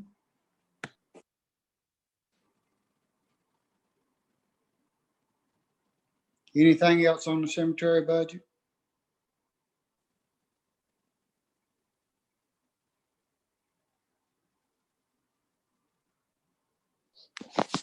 Wilson, I think that wraps mine up. Yes, sir. Thank you, everybody. Thank you, Dale.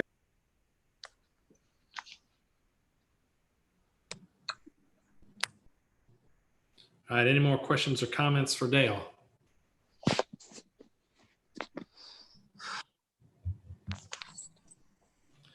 All right, let's move on to the police department. Chief, if you'll take us through your request.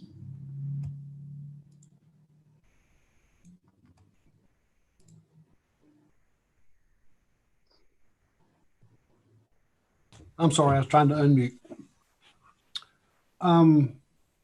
what we did is Wilson asked, went in, we reduced 10% on our budget from last year. I could not get 10% on all items. I did every place that I could. We reduced 10%. On the salaries, wages, all that's out of my control. The FICA, group insurance, retirement state, where I start coming in is under telephone and postage, which is 1,100. I could not reduce there. That's pretty much about what we use every year. The next line item was printing. We reduced that from $800 to $600. That was a $200 decrease. It was more than 10%, so I cut it there as best I could to make more than the 10% there. The utilities, we cut there. I can only cut about $500 and feel comfortable with be able to maintain and not go over on that line item budget. The travel and training, we cut that $1,750, which was 10%. On building and grounds, we cut that 10%. M&R equipment, we were able to cut that 10%. That was $3,800. M&R autos, we cut it 10%. That was a savings of $2,500. On advertising, that we don't have anything there. Gasoline, we cut it $2,000. I was afraid at the time to cut it the 10%, and afraid we wouldn't have the money. But now, of course, the gasoline prices have dramatically decreased. So in retrospect, I could have cut it, but in the budget that's presented to you, it is not cut. And of course, we don't know what's going to happen if it goes back up. Departmental supplies, we cut it $1,800.50, 10%. I'm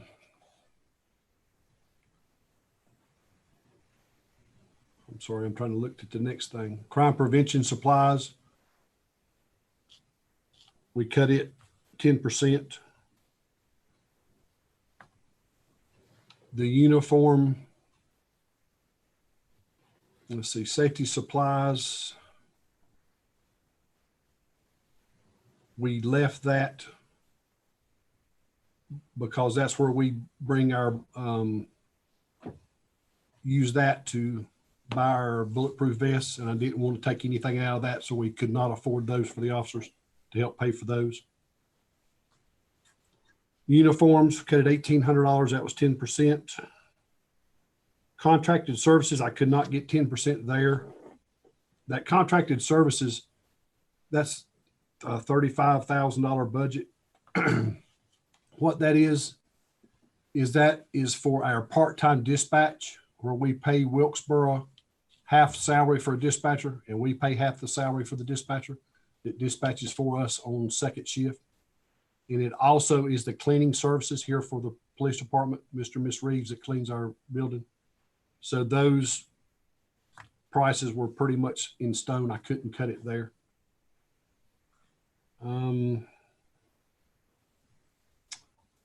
The vehicle use tax, I could not cut it.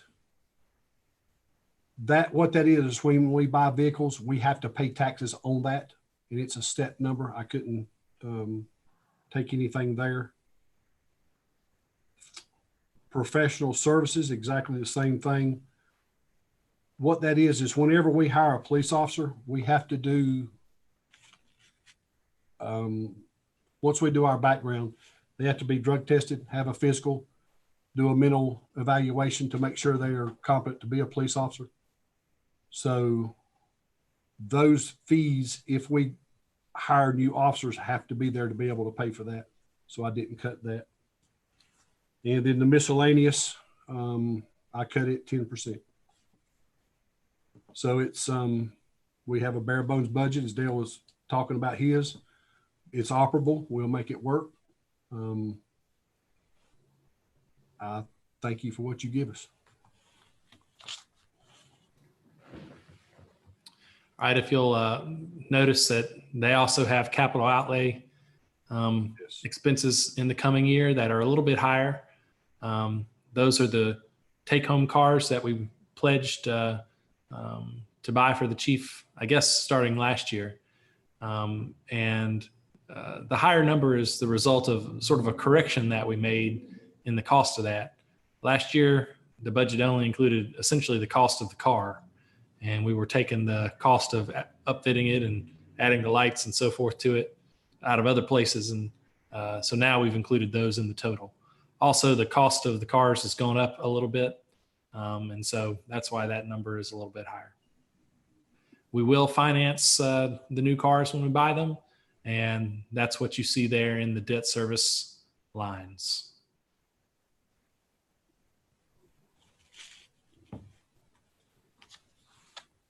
So I think it's real important that we keep in mind the professionalism that Chief Rankin has brought to our police department. And also, I think it's still really important that he have the ability to attract the right type of police officer that works for his particular force.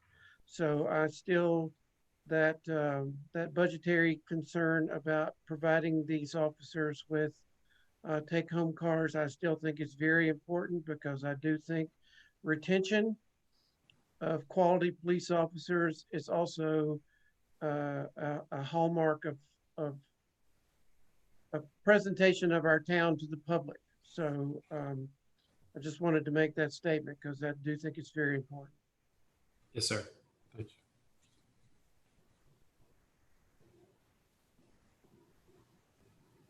All right, any more questions or comments on the police budget? Joe, thanks for going through line by line. That was real informative. Thank you. Yes, sir. Thank you. I'd like to point something out here, and this is something I mentioned at the retreat. And it's something to please keep in mind for the years to come. Their building and grounds line here, that's essentially enough to keep Band-Aids on their old building. And it needs a lot of them. But coming up in the next few years, I think we're going to have to make a tough decision about doing significant updates to that building or replacing it. And that'll be more than $9,900. Can I say something right here also, Wilson? Yes, sir. I wanted to thank the board for up on the auxiliary salaries, where I came to you and asked you to be able to hire more auxiliary officers, to where we would have a program where one left, the other one would go in. I've not been able to use that each year as much as I wanted to, because I'm not being able to get the quality of applicants that I want. I have plenty of applicants, but I'm very picky on who I let in. As Commissioner Parsons mentioned, it's hard for us to retain and I found out a minute ago when I went off camera. Well, the reason I went off camera was one of my captains, or one of my officers, came in and needed to talk to me, one of my sergeants. And we're fixing to lose looks like another employee to a local business. When we pay our part-time people $13 an hour, and this place pays them $30 an hour, and $30 an hour is more than our officers are making from the town. It's hard to keep them here. And years in past, Dale was having same problems with retaining qualified, certified people. But it's just, we're competing against the workforce. And I understand, I don't know the answer, because we can't compete with somebody that's paying our officers $30 an hour. We had gone, and it's Samaritan's Purse, and I'm so thankful that we have them. But it's just hard to compete sometimes to retain our officers. So I just wanted to throw that in. Thank you. Thank you, Chief. Oh, Chief, while we got you, can you update us on what the governor shared at his press conference?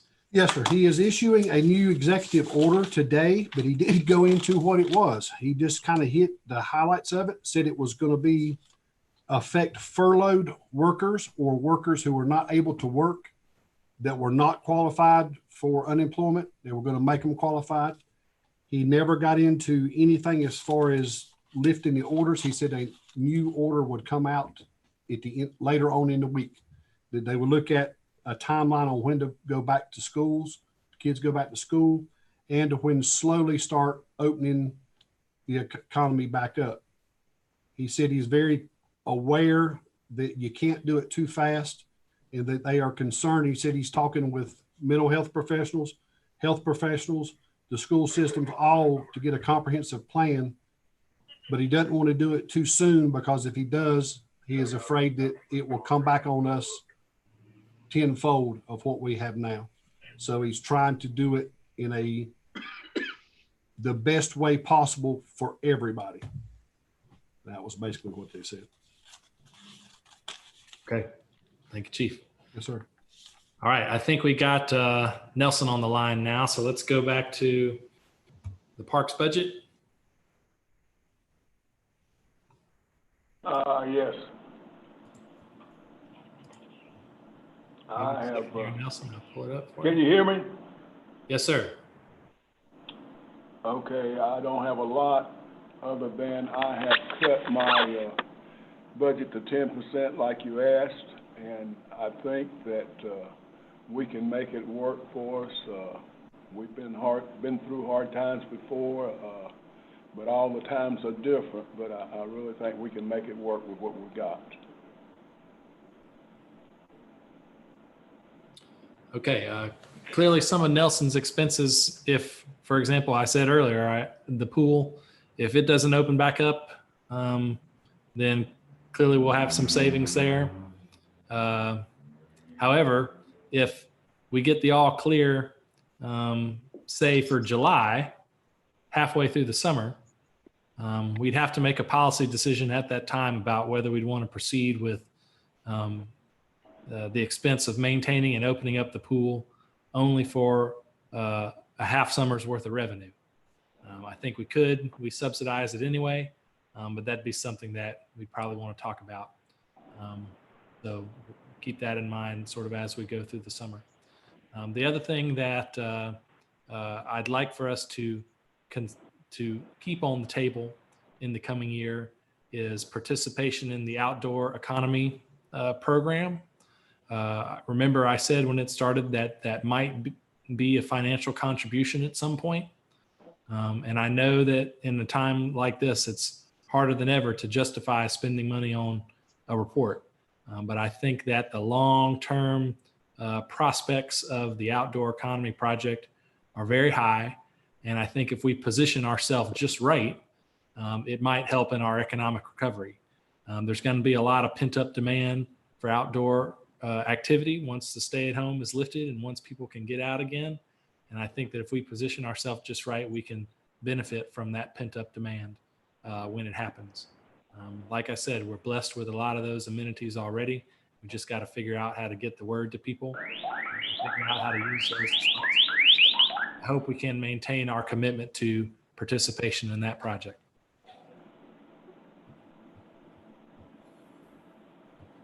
Not to bring up a sore subject, but what in the budget is there about the splash pad? So Well, we that should be would able not, to finish this. Go ahead, Nelson. that would not fall under this new budget. And hope and pray that we'll be complete by the time the new budget's. Yeah. So Commissioner Parsons, we're essentially done paying for that. We have met our financial commitment to that. It's just a matter of getting the contractor to finish it. Thank you.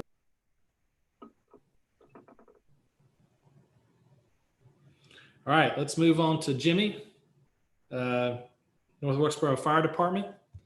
And again, this is one of the two areas where we're requesting new money. And so I'll start with the budget line items, Jimmy, and then once we go through those, I'll move on to the new money requests. Okay, can you hear me? Yes, sir. Okay. Pretty much, I went through and tried to cut 10%. Wasn't able to on every line item. I cut where I could, got it down probably another $20,000-$30,000 just off the top of my head, just by looking at it. That's not including salaries and benefits. Connie figures all that in. It's going to be a tight year. If we don't have anything go bad or go wrong, we may be able to meet this. But if we have anything major to happen, I'm going to have to come back to the board and to Wilson to ask for a budget amendment. I did cut several items out of departmental supplies. I did get a confirmation today that our AEDs that we carry on our vehicles for heart attack victims, we no longer get parts for. So I wasn't anticipating that. I cut some thermal imaging cameras out of it. It was $3,400. That would have made a big difference on how we treat structure fires and search for bodies. But I was told to cut 10% or was requested to cut 10%. So I went in there and cut what I could.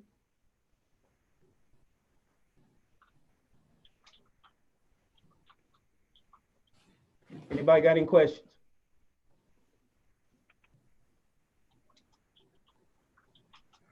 So I'm going to move on down to his new money request. And here it is. And I'm recommending that we fund this.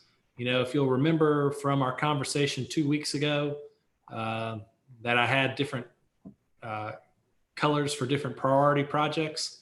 And one of the colors was red, which was things we have to do to comply with other laws.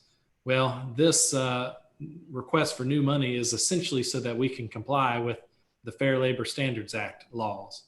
One way or another, compliance with that is going to cost us more money, either by hiring a new person or paying our current people overtime.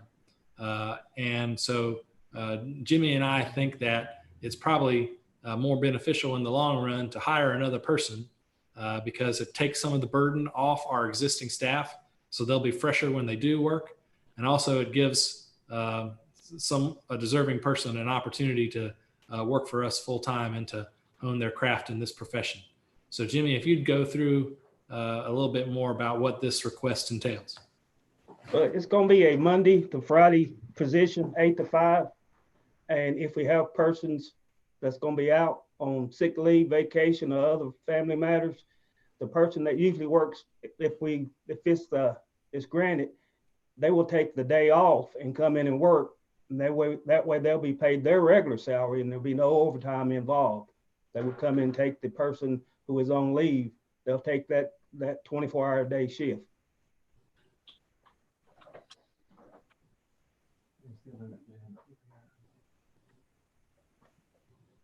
Any questions?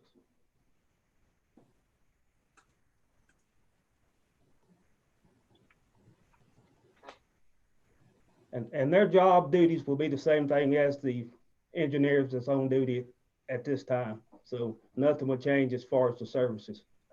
This person will be trained to do the same thing that the engineers on duty now does. Jimmy, talk a little bit about what they'll be doing on those days where there are two people in the firehouse.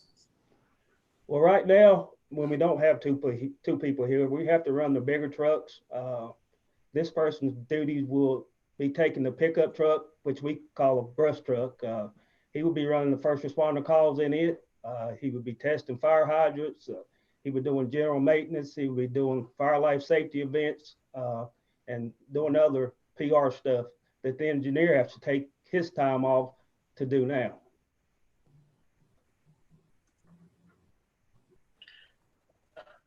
Jimmy, I'd like to say, this is Debbie, that I do support this new position, and I think it'll it'll help our guys. They've worked so hard through the years covering 3 people covering those shifts, but this will give them a little breather and give us a little backup with our staffing too. So I do support this. We had a guy out for about a week or maybe 2 weeks. He fell ill at the fire station, and we had employees coming in working 2 days in a row, and that's tough working 48 hours at a time. And if we hire this new person, that will not be the case anymore. So, Jimmy, I just want to understand the numbers here just to make sure I'm clear. Under the new proposed guidelines from the Labor Standards Act, if we maintained our current level of the hours that the employees work, it would cost the town an additional $35,200 approximately per year, correct? Correct. So by adding the full-time position, you were talking about increasing the budget roughly 54,000. So you are, in essence, the really only difference between the two proposals would be $19,000, because we would have to up the payroll budget to the $35,000 to cover the estimated overtime expense, correct? That's correct, sir. So we're looking at basically a net budget difference of 19,000. So that's the number I need to be able to think about. Yes, sir. Jimmy, can I ask one other question too? Yes, sir. And please don't interpret this in any other way than just a question. Compensation for firemen that we pay, that overtime, what is the feeling amongst the fire employees? Because basically what you're doing is removing the opportunity for them to increase their salary by working the overtime and assigning that to a new employee.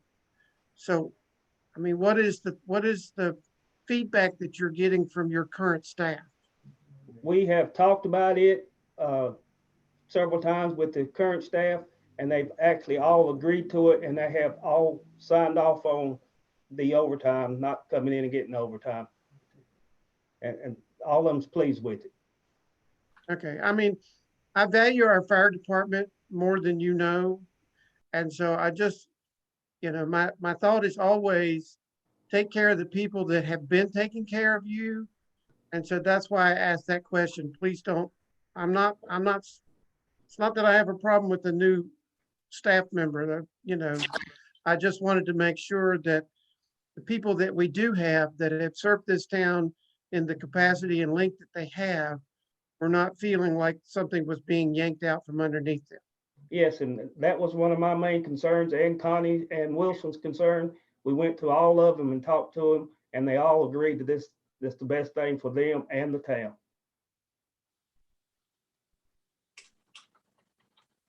Nelson, if you could also talk a little bit about what we're going to do with the SAFER grant dollars in the new year. You called me Nelson? Excuse me, I meant Jimmy. Yeah, even if y'all allow me to hire this new employee, the SAFER grant dollars, I'll turn around and hire somebody else in that position. The guy's working, somebody's working 3 days a week, 8 to 5 now. The part-time or volunteers are actually not now because of the virus. I've sent all them home. They're actually coming in before this virus and working 6-8 hours a day, and we're paying them for the SAFER grant. So that will continue once this virus thing is lifted and we go back to work as usual. I want to chime in and just say, Jimmy, that I'm in support of this. I don't want you to think that you're not, this program's not valued. It's exciting, and it's something we've needed, I think, for a long time. And thank you for all the work you've done on it.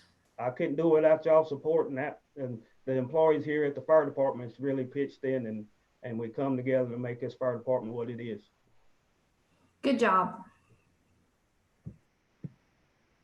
Jimmy, this is Andrew. How are you? Doing good, Andrew. I've heard,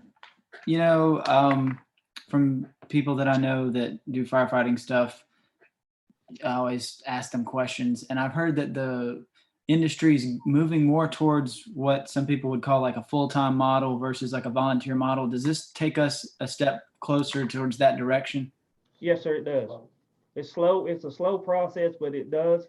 It may not be in my time here with the town, but I estimate the next 5 or 10 years, the town's gonna have to look at going to a full-time department. Yeah, that's what I've heard. Also, with the 3 engineers that we have now, when one of them's out and one of the other guys has to cover it, it's not only long shifts, but that would create a lot of overtime hours. Is that where that was kind of coming from? Yes, sir. And so this would keep that from happening and give those guys a break. And also, there's a 4th engineer. So if one of the other guys in the future ends up retiring, you have a younger guy that can maybe fill that space. Is that kind of the thought? Yes. Well, thank you for all you do. I really appreciate you guys. And there's also some other stuff that gets done here at the department that we have been hiring out that once we get some equipment in place, we can actually stop that. Okay, This cool. other guy that's coming on. Cool. Thank you, Jimmy. Uh-huh. Joe, can you hear me?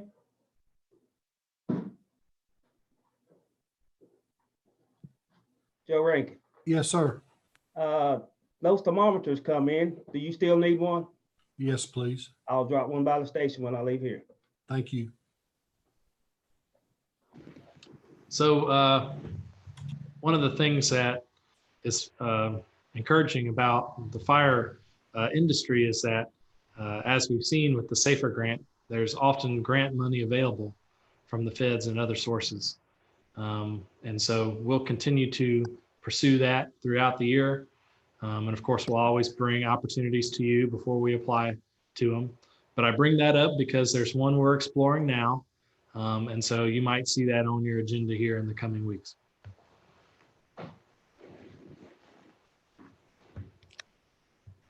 Anybody have any other questions? Thank y'all for what you do. Thank you, Jimmy.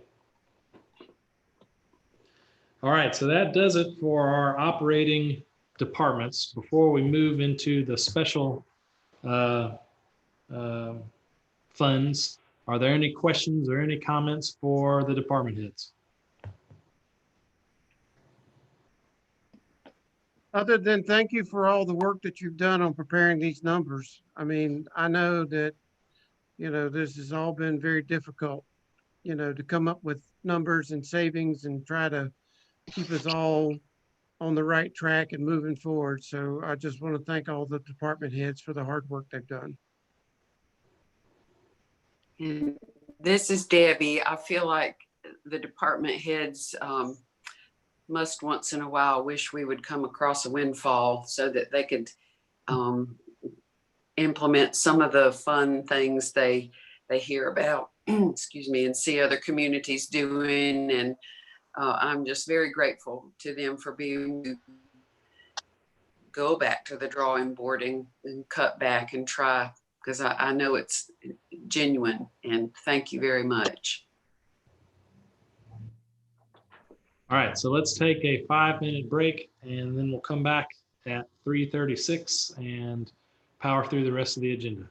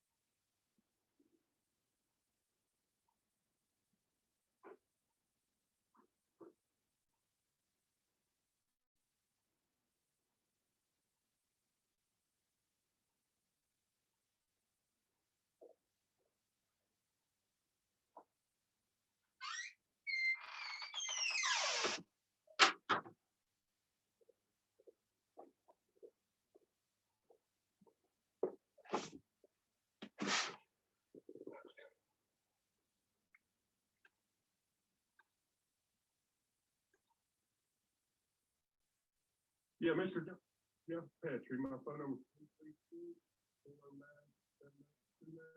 Can you give me a call back? We talked about the separation. I need to talk to you a little bit once you said it.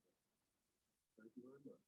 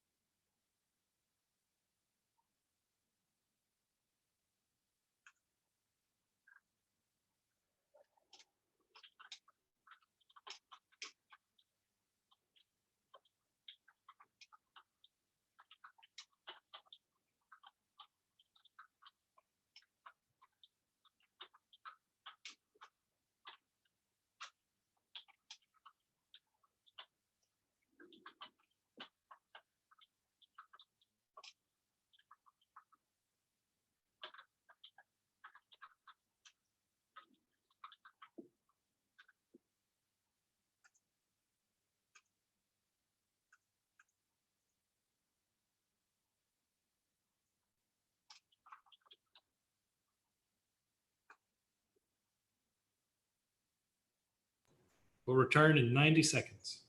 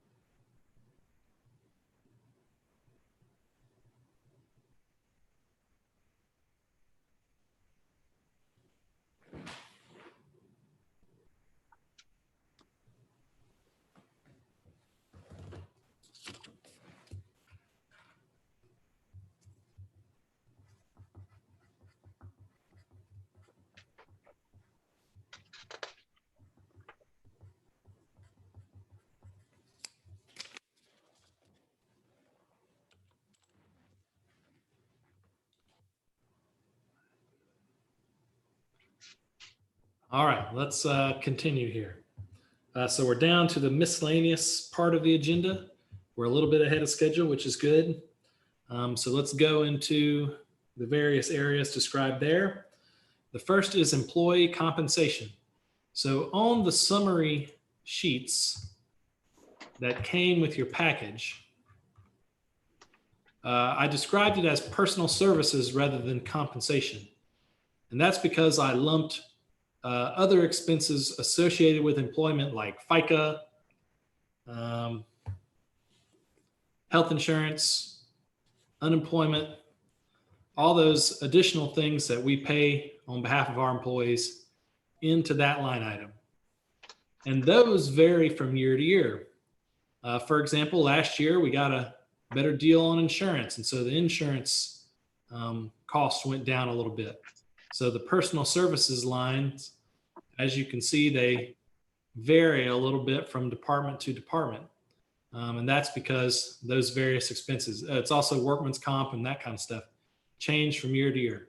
But if you looked at the compensation line only, it should be about 2.5% higher in all departments. And that's because, as I mentioned the other week, I'm recommending that we give a 2.5% cost of living adjustment to all of our employees. This should put them slightly ahead, but not too much ahead. So I'll say even, but in reality, it's slightly ahead of the consumer price index as of now. And so it will keep them whole. In my opinion, any cost of living adjustment that's less than the consumer price index is almost like a pay cut. And so you want to tie your cost of living adjustments with that. And if you can, make them higher so that folks actually get a benefit. So I've recommended that this year's budget include a 2.5% increase across our budget for our 80 or so employees.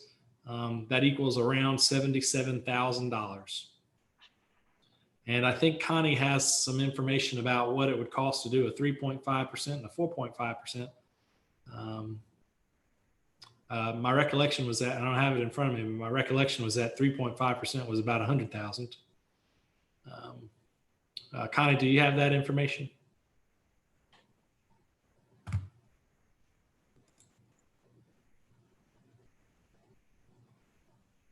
Yes. 3.5 was 101, 196.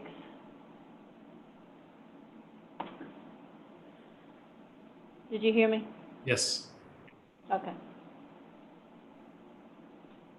And You so want 4.5, I 4%? presume, would be about 25,000 more than that. 4%. We didn't do 4.5. I didn't do 4.5. I did 4. Was 115,652. Thank you.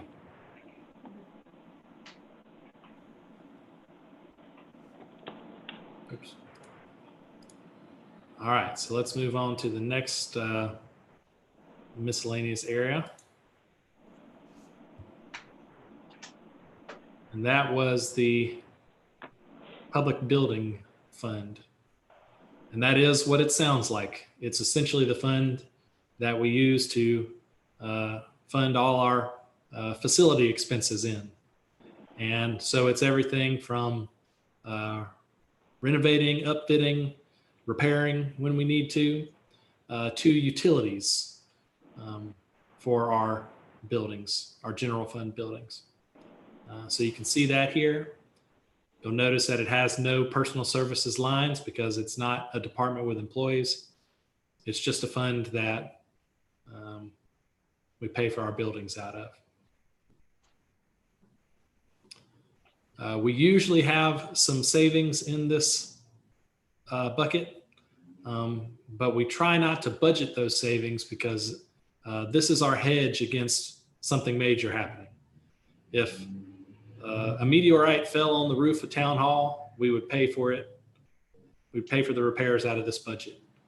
And we wouldn't want to be left with no money to spend should that happen. So we deliberately budget this a little high just to have a little bit of insurance. I did reduce the capital outlay improvement and equipment. We took all that out. Yeah. Trying to reduce it 10%. Okay. Any comments or questions on that?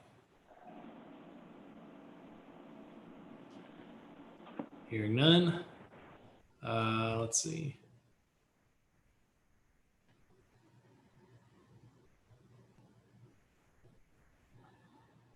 Christmas cheer, about the same. That's such a small contribution that we couldn't have balanced the budget on that even if we wanted to. And honestly, that'll be more important this year, unfortunately, because I imagine there'll be more people in need this Christmas than there have been in years past. Normally that's funded all by contributions, donations too, so. Okay, good to know. Thank you. All right, let's move on to the next. Wilson, Yes, sir. being that that's funded by contributions, what makes that number stay at 8,000 instead of maybe going up as time moves forward? So we have, even if it's funded through contributions and we make the money back, we have to list it as an expense in our budget. And so we just list it as 8,100 every year because that's about what we receive. If we receive more donations, we'll spend more. But just as an accounting exercise, we put it at 8,100. Okay, thank you. And that's about the cost of what the groceries are for those Christmas cheer projects. And it is restricted funds. So if there is any left over than what we need to buy the groceries, it goes into the capital reserve in that for that Christmas cheer to be used at maybe if there's a shortfall next year. Okay, thanks, Connie. Okay, so special appropriations is kind of a hodgepodge budget. It's a mix of dollars that we're required to spend on things like retiree health insurance and the deductible expense for our town-wide health insurance policy. And so those are what they are. I mean, those are set by the folks that provide those services for us. But the line in this budget that we do have control over here is our contributions to other agencies. So I'm going to go down to that other document here that breaks out what those are. So these are the nonprofit funding requests that we received. We also received one late from the folks that are putting the fireworks on. But since we had already included money for those in Crystal's budget, I didn't put it on this sheet here. So these are the folks that submitted applications back in February. As you can see, all familiar players here. The Wilkes EDC is the highest one. And Leanne has already given us some heads up that next year this is going to be a little higher because their expenses are going up. This one I think is a little different. I don't consider this to be elective. These are the folks that provide the economic development function for us. And so I don't think this is something that we could get rid of or reduce, even unless we wanted to stop having someone perform economic development services for us. So to me, I feel like this one should be a certainty and that we only have the choice of amending some of these other ones here. So essentially the philosophy that Connie and I used when we were going over these was to fund requests at their 2019 level, unless they requested less. So for example, you can see that in 2019, we funded the library $5,600, but they only requested $5. So we gave them $5. But everyone else, if they requested more, we funded them at their previous level. The one new request we had this year was the Playmakers. And I think you all remember when a representative from that group came to the regular meeting a few months ago and talked about what their plans were for the coming year. They requested 10,000 and we've tentatively given them 5. With that said, I think that rather than just giving money to everyone, we should be thoughtful about who we provide money for and perhaps focus on those agencies that can help us with the recovery. And so Wilkes Community College, clearly they're going to help with the recovery. ADP and EDC and some of the others, clearly they have a role in the recovery process. So I think that if we're going to change this allocation at all, it should probably be with that in mind. With that said, if you all want to go with this, I'm okay with that too.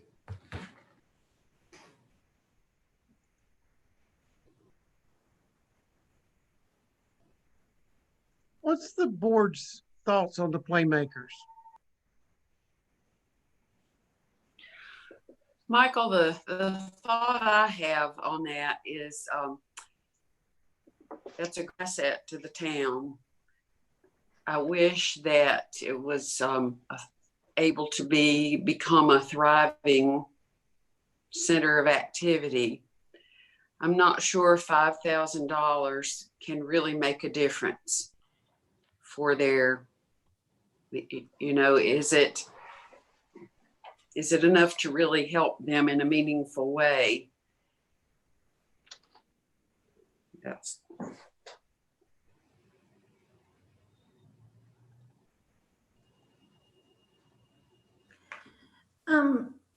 I kind of agree with Debbie. They, in the presentation that they had made to us at our work session earlier, I'm not sure $5,000 can do very much of the, I think, correct me for those of you who were there, that she had mentioned they were looking at a $600,000 renovation. Am I correct? Did you guys remember those numbers?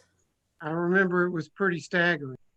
And so I'm concerned. I feel like in the situation we're in with the coronavirus, that maybe that money could be used in another way that directly helps people in the current situation we're in. I would love if anybody to give feedback to me on that. I'm certainly willing to listen. Well, the one thing is that I look at the Benton Hall situation. It's in need of a lot of money. So I'm of the thing, you know, while the Playmakers is a valuable, you know, part of the community, I look at where we are financially trying to maximize dollars where it's going to do the most good. And then I look at the fact that the art gallery asked us for 10 and we're appropriating 8. But, you know, the art gallery, because of its, I think the art gallery, for example, is one of our real jewels of our community. And that board and the people that are involved with the art gallery do work extremely hard to keep it a very viable entity, which we can be very proud of as a community. So, you know, is taking $5,000 out of a $20,000 request, throwing good money after bad, when the project itself is so daunting. You know, whereas if we increase the art gallery budget, for example, $2,000, what could they do with the $2,000 extra that would benefit the community as a whole? So, board, one thing I'll add here is that these gifts are entirely elective, and so we can put as many conditions on them as we want. If you want to say to the Playmakers that we'll give you 5,000 or we'll give you 10,000, if you raise 100,000, we can do that. So we can do pretty much whatever we want to do with these dollars. Wilson, this is Andrew. Can you ask them like where the money goes towards, or is that? I'll ask. We have applications from them. Connie, do you have their application in front of you? My thoughts are this. I don't think $5,000 is going to make or break the art gallery or the Wilkes Playmakers. I like that the Playmakers offer an outlet for youth in our area to do the theater stuff. These are generally kids that maybe don't do, sports or other things. And I like that because I feel like our area definitely needs things for our youth to do and give them purpose. And I agree with the others on the fact that they brought up that $60,000 number, which is $5,000 just to drop in the bucket towards that. But on the other hand, Benton Hall is on North Wilkesboro's town emblem as well. So I don't know, but that's kind of my thoughts. If we could put money where I knew that it was going towards doing something to make sure the kids have that outlet to try to do theater if they want to, I would be in support of that. But it's Yeah, we can earmark the money. Connie, do you have? That is what it says. Funds received from the town will be used to help us maintain Benton Hall and continue offering our programs and services. It doesn't say it's toward the $600,000 or whatever the total was to renovation. It just says it's to be used to continue offering our programs. So another thing I'll remind the board, just so you'll have in the back of your mind, I think everyone knows this, but I'll throw it out there just as food for thought. And that is that we, of course, provide the art gallery with their facility rent-free, and we cover part of the maintenance of that building. And so that's a gift of a pretty high value as well. And so we cover the bigger part of it, Wilson. I'm sorry, Mayor? I say we cover the bigger part of the maintenance of the art gallery. That's right. We do like the HVAC and that kind of stuff. And so yeah, the high dollar items we cover in that building. And so that's got a value far in excess of $8,000, I can tell you. New heating and cooling last year was about 30. Yep. Wilson, I see the Wilkes Heritage Museum on here as a new one, and I didn't hear that one mentioned. Is there any thoughts or more info on that? Just as, the logic of our allocation, only giving folks the same amount they got in 2019, 2020 sort of left them out, I'm afraid. So that was sort of the logic behind that. Gotcha. And just out of curiosity, what does Wilkes Crime Stoppers actually do?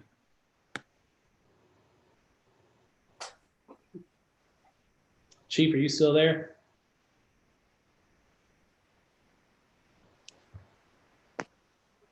Yes, sir. What Crime Stoppers does, Commissioner Palmer, it will assist law enforcement agencies in providing funds. Let's say if you have a break-in at your residence or at your business establishment and we're not getting any leads, we will go to them and ask them to offer a reward to help us get leads, and it does help. Crime Stoppers is a very valuable tool. Okay, cool. And does that money, like if they don't spend their $500 or whatever their budget is that year, does it kind of roll over to the next year? I think so. I can't say 100%, but I've gone to their meetings and they have a very good board that is very conscientious as to the board will determine what fee or what reward will be given per incident. And they're very frugal with their money. Okay, cool. Thank you for the info. Yes, sir. One quickly is the communities and schools right now seems to be under siege. I mean, there's just quite a bit of issues there according to their money, they're paying employees, not paying employees. I'm not sure what's going on there, but does anybody have any feedback on that? And I'm not even sure where that money would go at this point. To that point, Angela, I think I read in the newspaper that the employees that are left with communities and schools have been hired by the school system. Does anybody know if that's correct or not? It's just through this year. It's just through this year is what I've understood has been said. that they're paid through the school system? Yes. Just through this year. Yeah, I'm not sure they're providing the services at this time, between the time they requested the money and the time now we're discussing it. Connie, what time, how much time, when did they apply, time-wise? They apply in February, and we don't, even if you approve it now, we don't send a check out in July. They have to request the money. So Right. even if you approve the $650 with some type of a tying something to it, you know, that But it's spent on what it needs to be spent on. yeah. Necessary item. I'm just not sure that program, that necessary item is there at this point, is my question. Well, that's the reason it's been put in the hands of the school, from what I understand, Angela. But if the school system drops it, it'll be dropped completely. It'll just go away, is my understanding. I'm just saying, I'm concerned about mismanagement of that organization, and I want to make sure our dollars are given to folks who are going to take care of them. Well, I agree with what you're saying, but the point I'm making is it's not being managed right. And what's left of the system right now is being handled through the school system for the remainder of this year. And if the school system does not pick up on it, then it's null and void. It's gone away. Okay. Well, it's something for us to think about. I mean, I think that's been a wonderful program over the years. I'm very sad to see it having issues. And so I'm not sure where to go with our funding at this point. Well, Maybe somebody else could chime in and give me an opinion. Board, if you think that the services are valuable, we can make this commitment with the understanding that it's not necessarily going to that organization, but that it's going to whoever it is that takes over and starts providing those services. And if that's the school system, then when the new fiscal year starts, when they request it, we'll send the school system the money. And so we won't be funding the agency, so to speak, but those services. And I'll be honest, if it's the school system, I think that they're pretty trustworthy, and we know that they're in good financial position, and so I'd feel comfortable giving them the money. Absolutely. I've got a thought on that. I don't know specifically about communities and schools. I do remember reading some sort of update in the paper about them, but I think Angela brings up a really good point. Like, over the past year or two, we've seen local organizations that have, it's come out that they've been mismanaged, and even sometimes worse things going on at these places. And I think it's really good that she brings up we need to be real careful who we give these funds to, and make sure that they're doing what they're supposed to with them. So Angela, thanks for bringing that up. Thank you, Andrew. You know, in the past, we have had an almost full-time communities and schools staff person at North Wilkesboro Elementary School. And we've tried to support our school in the past. And perhaps if the school system could let us know how they're going to be, or communities and schools could let us know how they're going to be able to support North Wilkesboro Elementary, we could provide some funding.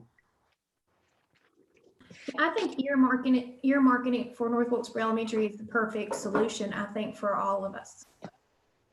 For the funding to be used well, and to know it's going into the North Wilkesboro Elementary School. Those 2 points, this is Robert, are well taken, and I think it's good food for thought. So I appreciate it, Angela and Debbie. We should, if we can, we should work it through, and I think we could do that through the North Wilkesboro Elementary School. Okay, so what I'm hearing is that instead of funding communities and schools per se, we're going to fund those type of activities at North Wilkesboro Elementary School. And that might mean that the party who we send the money to is the school system, and you all are okay with that. Yes. With that, yes. Wilson, this is Jimmy. May I say something, please? Yes, sir. I just want to remind all the commissioners and you that we also have another school in our town limits, CC Wright. You may want to think about them also. Jimmy, do we actually have students assigned to CC Wright from the town of North Wilkesboro? I don't know. I do know that the county has an open policy. If you're able to get your kids to whatever school and their attendance is not full, then they'll accept any kid from anywhere. So we may have some kids in the city limits going to CC Wright. CC Wright doesn't have that communities in schools program, I don't think, Chief. Okay.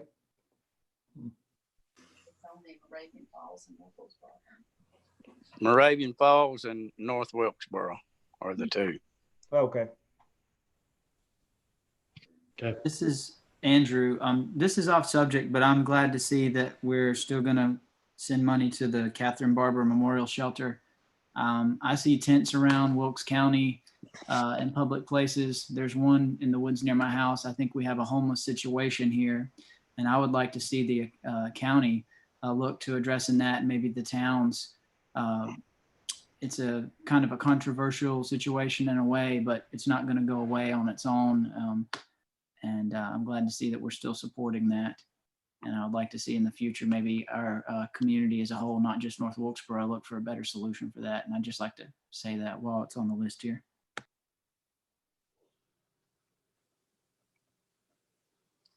Okay. So I've heard feedback on communities and schools. I don't think I ever heard an answer on the playmakers. Keep them included or no? Wilson, all the numbers that you have presented us today, you are actually making work in the budget, correct? Yes, sir. Then, you know, I hear what people say that it's an asset. It is on our town emblem, as Andrew said. So, I mean, if we can make these numbers work, and you know, me personally, I'm okay with it. I'm okay with it. That's I a good would point. like to see us think about supporting North Wilkesboro a little bit more. You know, we did give about $20,000 year before last to help them buy Chromebooks for the students. And their performance as a school really improved. And they were, I think, 1 point away from a B this past school year. And if that kind of investment helps them that much, that helps all of us. And I would like us to keep that in mind as we work through the upcoming year and see what we are facing, if just how severe it is. But I'm okay with going on with playmakers. Okay. Well, Debbie, in regard to that statement you made about the North Wilkesboro School, how in the past, because it seems to me when I was sitting in the audience that the request or the thought to help North Wilkesboro Elementary came as an afterthought and not necessarily it wasn't originally budgeted to help North Wilkesboro when y'all did the budget that year, was it? You're right. You're right. It was an afterthought. And, but it just came to me while we were having this discussion that, and I don't know what's happened with the community and school staff person, but we could always have an. Excuse me, Debbie, didn't the principal of North Wilkesboro come and speak to us and address us about that whenever we did that? Or somebody from up there did, didn't they? She did, because we asked how she thought we might be able to help. And right. First time we made provided significant funds was to help with that outdoor piece of rope climbing equipment. Playground. And yes, and then we helped with the Chromebooks. And so we might consider that. And I think you're right, Michael, that it wasn't budgeted, and we could look at that later as we see how the town's doing. Yeah. I think that's a wise approach, and I'll share that I think that over the next few years, if we contribute any to the schools, it needs to be for a very specific purpose, like the Chromebooks or the playground or Absolutely. CIS. And the reason why is because after last year, it's now legal for municipalities to fund schools. It used to be that schools got all their public funding from counties. And that doesn't sound like such a controversial thing on the surface, but what that means is that schools may start turning to municipalities for help with their ongoing operating budgets. And of course, that would stretch our already thin budget even thinner. And it might also, and if municipalities started to do that, it might send the message to counties and the state that they don't have to fund them to the same level anymore. And so it opens up a Pandora's box of, sort of funding games that I don't think would serve the school very much. And so, yeah, we need to be careful of that. That's right. We don't want to send the message that we're trying to pick up the operating budgets of the schools. And so, county would jump on that in a heartbeat. The county Well, guys. we also need to keep in mind Chief Martin's comment about that fact that we do have 2 schools. So we need to be broad-minded enough that, what requests we might get from one school, we might also get that same request from the other school. And so we need to make sure that whatever response we do for either school is tempered, because what's fair is fair. I'm sorry, Mayor, you said something a moment ago. I missed it. Could you repeat? I've got my train of thought on something else right now. Mulberry is also a school that's in our ETJ that we furnish sewer for them up there too. We got more than just the 2 schools per se, but I don't remember what I said, really. No worries, no worries. Well, if you think of it here in the next few minutes, let us know. Wilson, this is Andrew. Yes, sir. Back to your original question about Benton Hall.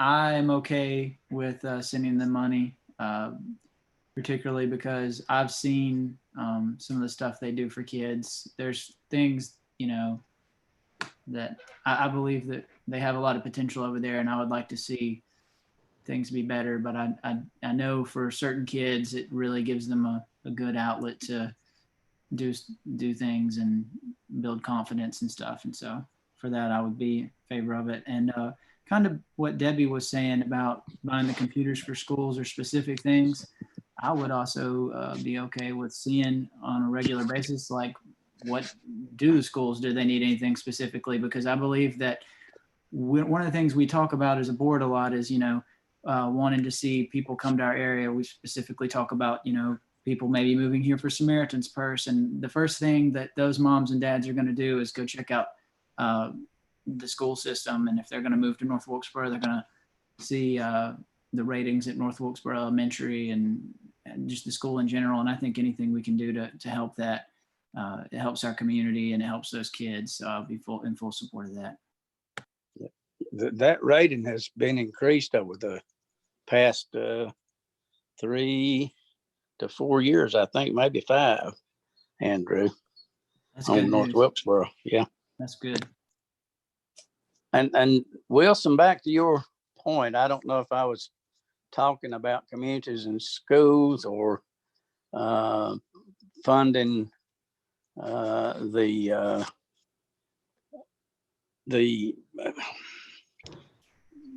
funds up at the North Wilkesboro Elementary School for the Playmakers.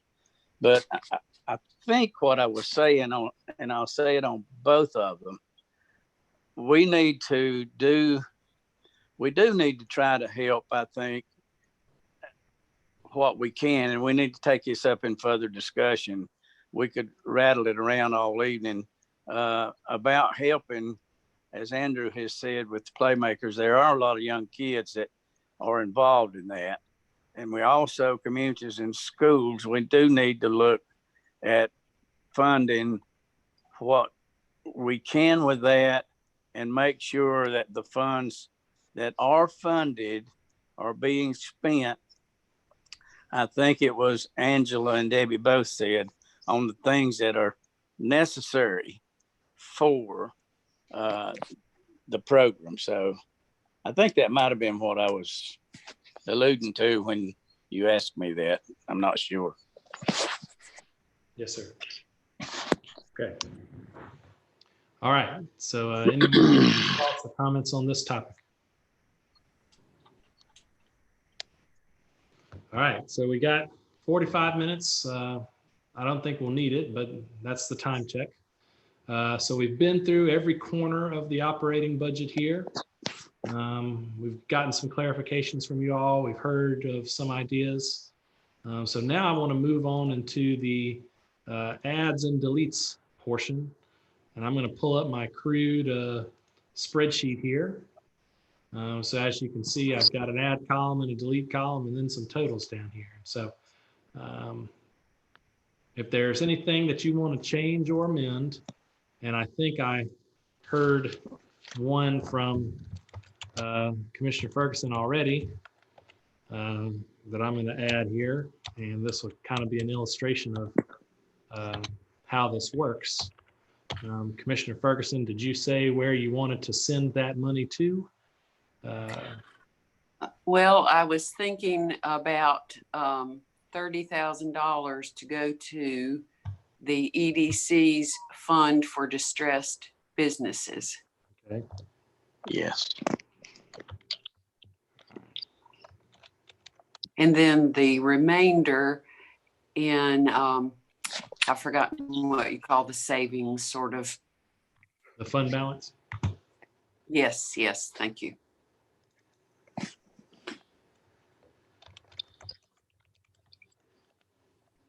Add it to contingency. I think it needs to be contingency. Yeah. That would be 50,000.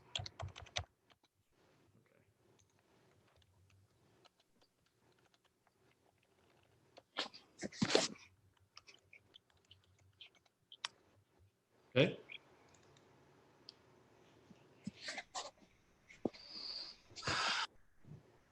Anyone else? And so these are round numbers for now. You know, Connie and I will do a little bit more tweaking, so they may, you know, that might go up to 31,000 and, you know, 49,000 or something, but it'll be in, you know, approximately what we're talking about here. Are we still talking about the EDC thing? Yes. Yes.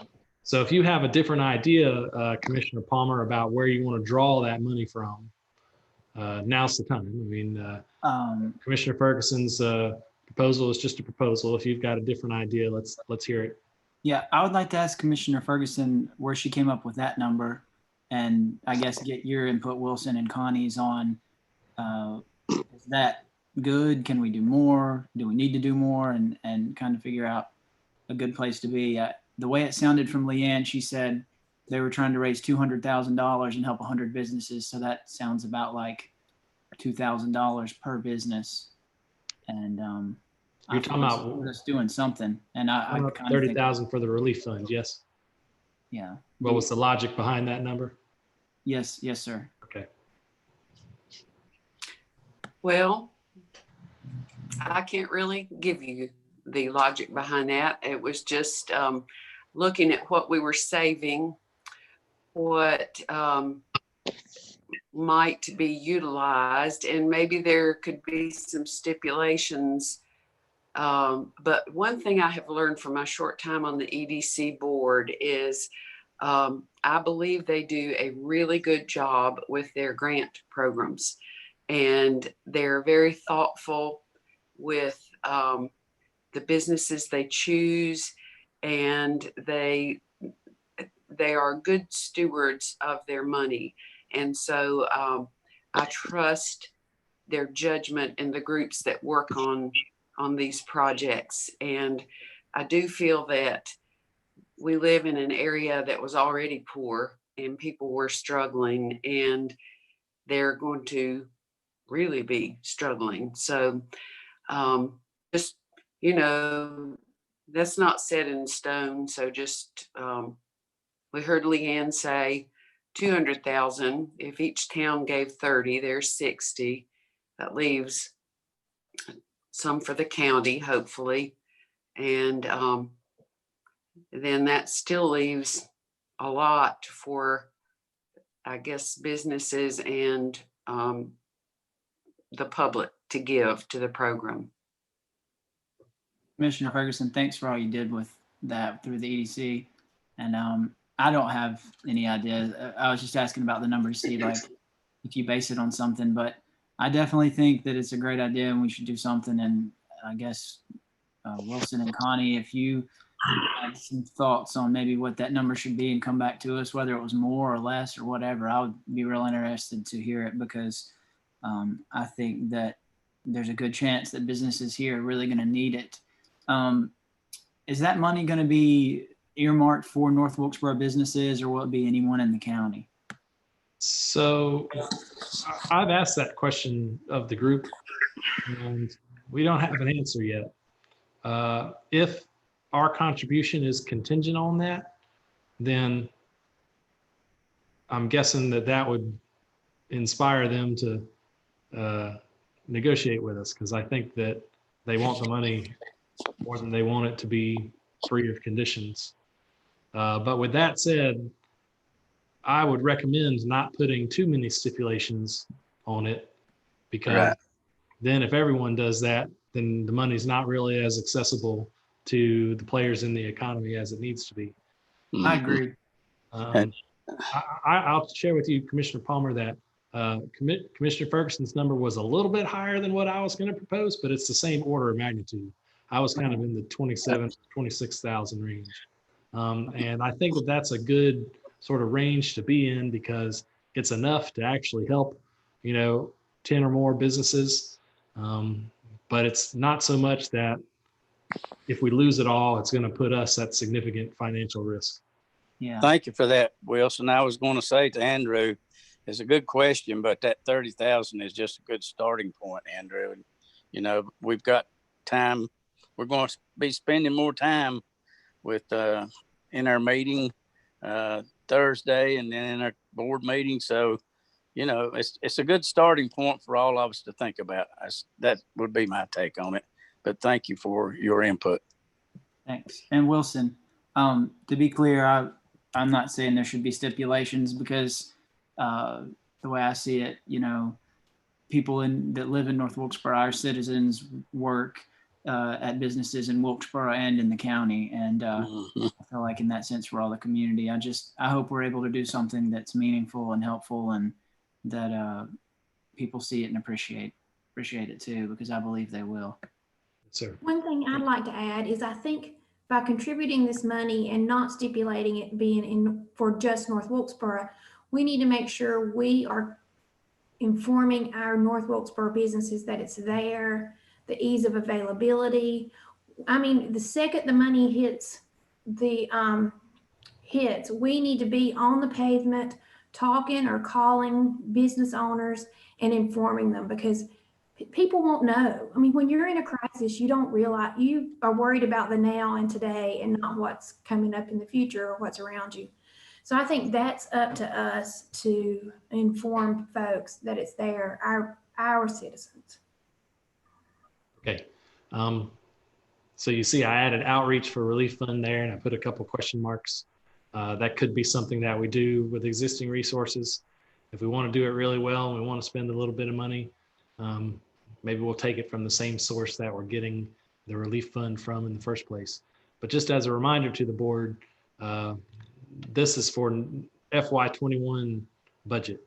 The relief fund likely to come out a current year. If I talk more with Leanne and their board is amenable to fronting the money and letting us reimburse them in the new year, then it might come from new year funds. But that is still an outstanding question, whether that's going to be current year or new year funds. But the purpose of this spreadsheet here is to see if there's anything in the new year that you all want to change around. Okay. And Wilson, this is Andrew.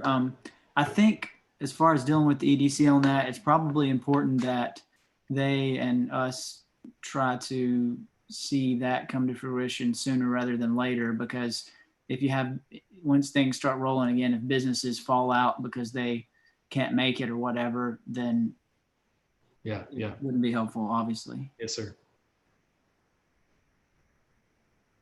Well, and it seems to me that we may still need that relief fund in the new fiscal year, because it's possible this this disease is still going to be rampant in the summer through the fall, and even if we are released to be able to move around more freely in society, we probably won't be completely released, because again, if we all get sick at the same time, the hospitals don't have the capacity to treat us.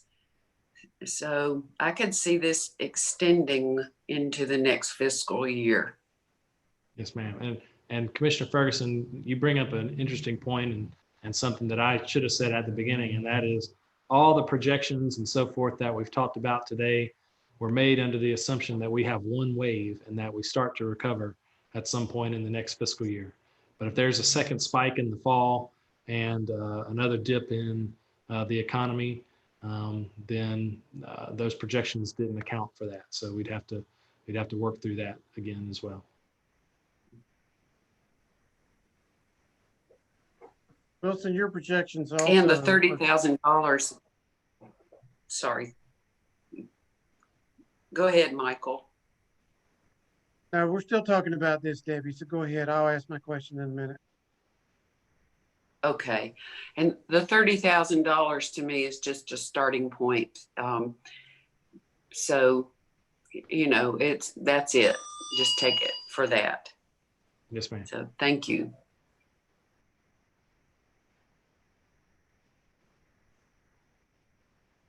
Commissioner Parsons. Your numbers are still taking in, all your numbers are still taking in consideration only a 10% drop in sales tax revenue, correct? Over the course of the entire FY21 fiscal year, yes, sir. So clearly that'll be,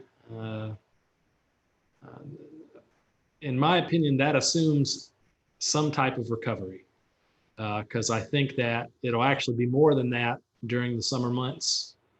But hopefully it will recover in the winter and spring months and bring back the collection so that it's only a 10% reduction for the year.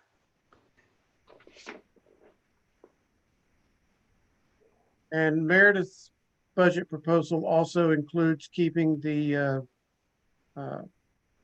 in-focus group at current levels, correct? Yes, sir. Yes, sir, it does. Yeah, correct.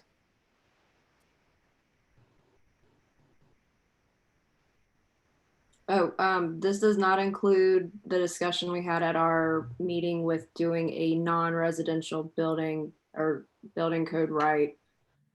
So that's been put on hold right now because we'd have to contract to have that done.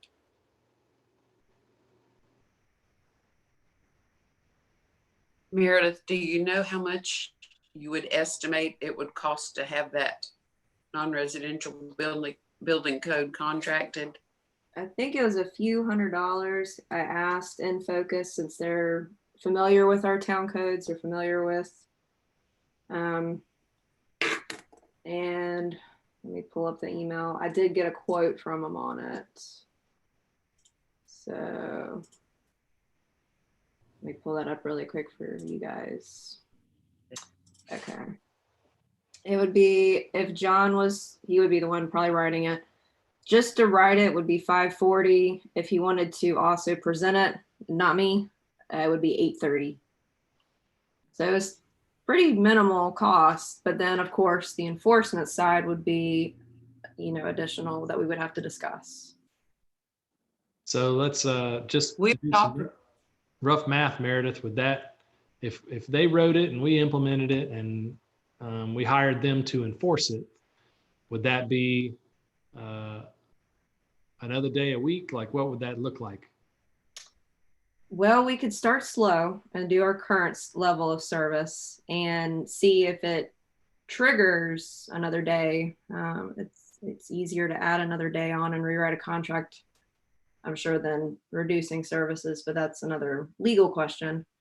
Given his workload right now, I can't really comment on the COVID. He's working from home and doing some site visits, but I don't know if he would be too stretched then, unless we just had a boom at the beginning with people calling and complaining now that they know that we have this as an option. Well, I'd like to add that I think that would be a great way to use some of the money that we were looking at in the add and delete fund. Since we did not add the attorney position. I agree with Debbie on that. If that's to me, that's a small cost for a great gain. Mm-hmm. Yeah, and we could start with our current, I think the biggest thing is the threshold for delaying, maybe our minimum housing cases don't get turned around within 3 weeks. So that's the counteraction here, is we can see just how inundated he gets with cases. And then, if we're seeing that it's just so behind and so slow, then we can up the level of service. I know we have 2 new board members now, but for years, I would say 5 years at least, maybe 7, we have really wanted to do this kind of thing. And it would be nice to finally make some headway. So what I'm hearing is we fund the creation of the code for now, and then try to see if it works to enforce it within our existing resources. Mm-hmm. And if it doesn't, then take up the matter of funding the enforcement next year or at a later date. Is that what I'm hearing? That's what I would propose. That way you can do it. Let's see. And that way you can see just how many cases, and it's defendable. You can see, well, he's got 20 of these building cases versus he's only got like 6 minimum housing. So you can kind of see what the target is, and it may completely change, his day-to-day activities.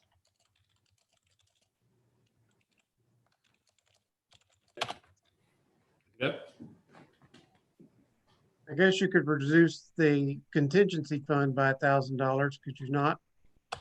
Yeah.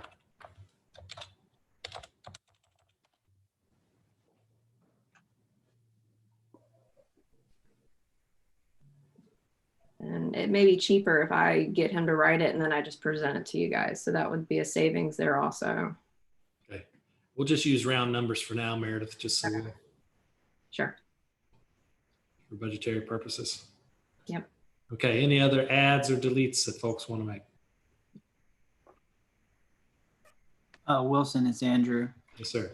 I just wanted to say, I didn't speak earlier, that I'm really glad you were thinking outside of the box with the full-time attorney thing. I think that that's a good thing, because I feel like as a community, that's what we need to be doing, and as a town.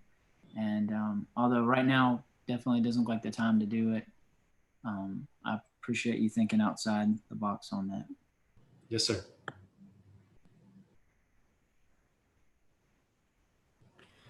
Andrew, I agree with you. And Wilson, I'm hoping that will be something we can look to in the near future once we get through the COVID-19 crisis. that I don't want you to feel like we've tabled it forever. I'm really interested in moving it forward as, you know, when we can, for both financially and in both health-wise, what's happening in the community. Yes, ma'am. And I support what Angela just said too, Wilson. Thank you. And Michael. You all don't have to worry about me being offended or feeling undermined or anything like that. It's my job to do those things. And so, you know, and it's your job to tell me what to do. So no offense or anything like that taken. No hurt feelings. Wilson, Yes, sir, Jimmy. is it appropriate for me to comment now? Sure.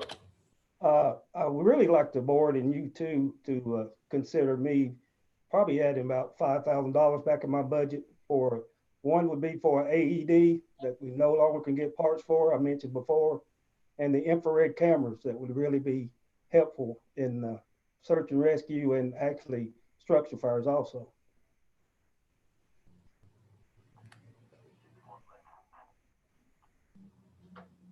So I'm going to wait for the board to say whether they're. I've got no problem making our fire department the best that it can be. I don't either, Michael. Neither do I. It sounds like something that could, you know, save some lives. Okay. I'm okay with I'm it. okay. Whoops. I'm okay with it too. I thank y'all so much. It'll be a help to the fire department, and it'll be a help to all the citizens in the town if time comes that we have to use these pieces of equipment. All right. So we gave Jimmy a chance. Let's give the department heads that are still on the call another chance. Are there some small ticket items that we took out of your original proposal that would really be helpful and that could really help you enhance your level of service that you want to make a case for now?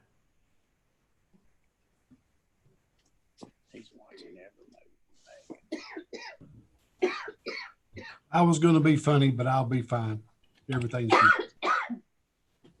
Thanks, Chief. If nobody else has anything, Wilson, this is Robert. I'd like to thank all the board members, all the department heads, and you, and everybody else that had anything to do. Connie, especially you. I know it's been probably a lot of stress on you, but thank you guys, everybody, for what they've done, putting this together. I think it's a very good proposal overall. I look forward to working with each and every one of you to fulfill these requests as diligently and as monetarily we can. So thank you again, each and every board member, especially for what y'all do and helping us make these funds go as far as we can make them go. Thank you very much. God bless each and every one of you. Thanks, Mayor. All right, so let me give a preview of Thursday's meeting. We'll have the packets ready tomorrow morning. I'll probably just send this one out electronically. I wanted to send a hard copy of the last one since it had the line item detail in it. But since you got that already, I'll just send the next one electronically early tomorrow morning. What it's going to contain is some similar attachments to what we saw today, an explanation of the various revenue sources for our water and sewer fund.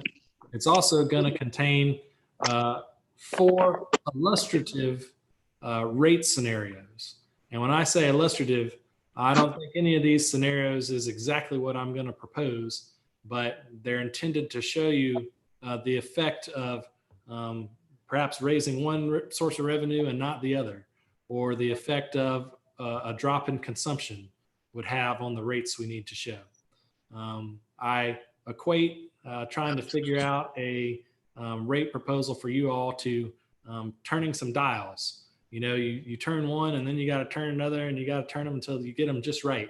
And so you can't just come out and say, let's do a 5%, because if you do that, you got to turn another one to adjust. And so these rate scenarios are going to show sort of the effect of what happens when you turn one dial and leave another. And so I'm hoping that on Thursday we can talk about the degree to which we want to turn each of those dials to come up with an ideal rate to fund our capital projects over the next few years. But I will share here to Marty and other members of the public that we are going to consider a rate increase. We are probably going to need one. And so Thursday, we're going to figure out exactly what it's going to look like. And so those scenarios and the various assumptions that each of those scenarios include will be sent to you in the package tomorrow morning. Wilson, when those the information you're sending out, will it be on 8.5 by 11 paper? And I'm asking that because that's all my printer prints very well. Yes, ma'am. And, information tomorrow. Well, there might be one that's on a larger sheet, but I can reduce it for you so that it'll work on that. Okay. Size too. Okay. Yes, Thank you. Wilson, this is Andrew. Yes, sir. So we're calculating at a 10% sales tax loss is what we're projecting. If it ends up being 2 or 3 times that, how much is that going to impact things, and what will we do then? So we will have a bit of a contingency built into this year's budget, but not enough of a, when I say this year, I mean in the coming year, but not enough to make up for a loss that is that big. If we have a loss that is that big, we'll have to turn to what is affectionately known as our rainy day fund, which is the fund balance. But I really don't want to do that because next year is when we go to the local government commission to ask if we can borrow for some of our capital projects. And they use the fund balance as a bellwether of our overall financial health. And so if we have to take money from that, our job in front of the local government commission is going to be a little bit harder. With that said, they know more than anyone just about local government finances, and they know more than anyone about the challenges we're facing. And I guarantee you that if we dip into it, so is every other town across the state. And so we won't be alone if we have to do that. But if at all possible, I'd like to avoid doing that. And honestly, I'll just share this now. This is probably the most candid comment I'm going to make all day. If we get there, the big choice that you all will have to make, the big trade-off you'll have to make is deciding whether to dip into that savings to fund our current level of services and perhaps jeopardize some of our projects that we have on the horizon, or cut our services and save money that way. Well, let's hope it doesn't come to that. Let's hope it doesn't come to that. So not. Thank you, Wilson. Also, just wanted to say to Commissioner Hall, it's really good to see you, and I hope you're doing well. Thank you for being here today. Hey. Yes, sir, Mr. Parsons. No, I was just going to make a comment to Commissioner Hall after having been through as many budget meetings as this as you have. Oh, great elder one. But how do you feel about this one?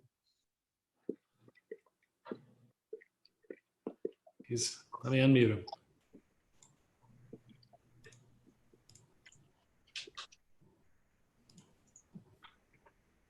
Okay, I feel like it's real good, Will, and a little said, not said, but a little said. I think the school getting the school and stuff's good. But I will say that I'm worried on getting better. I'm getting better, and I'm getting better. So I'm about 2 months to get I'll get through. I will. Thanks. Thank you. Thank you, sir.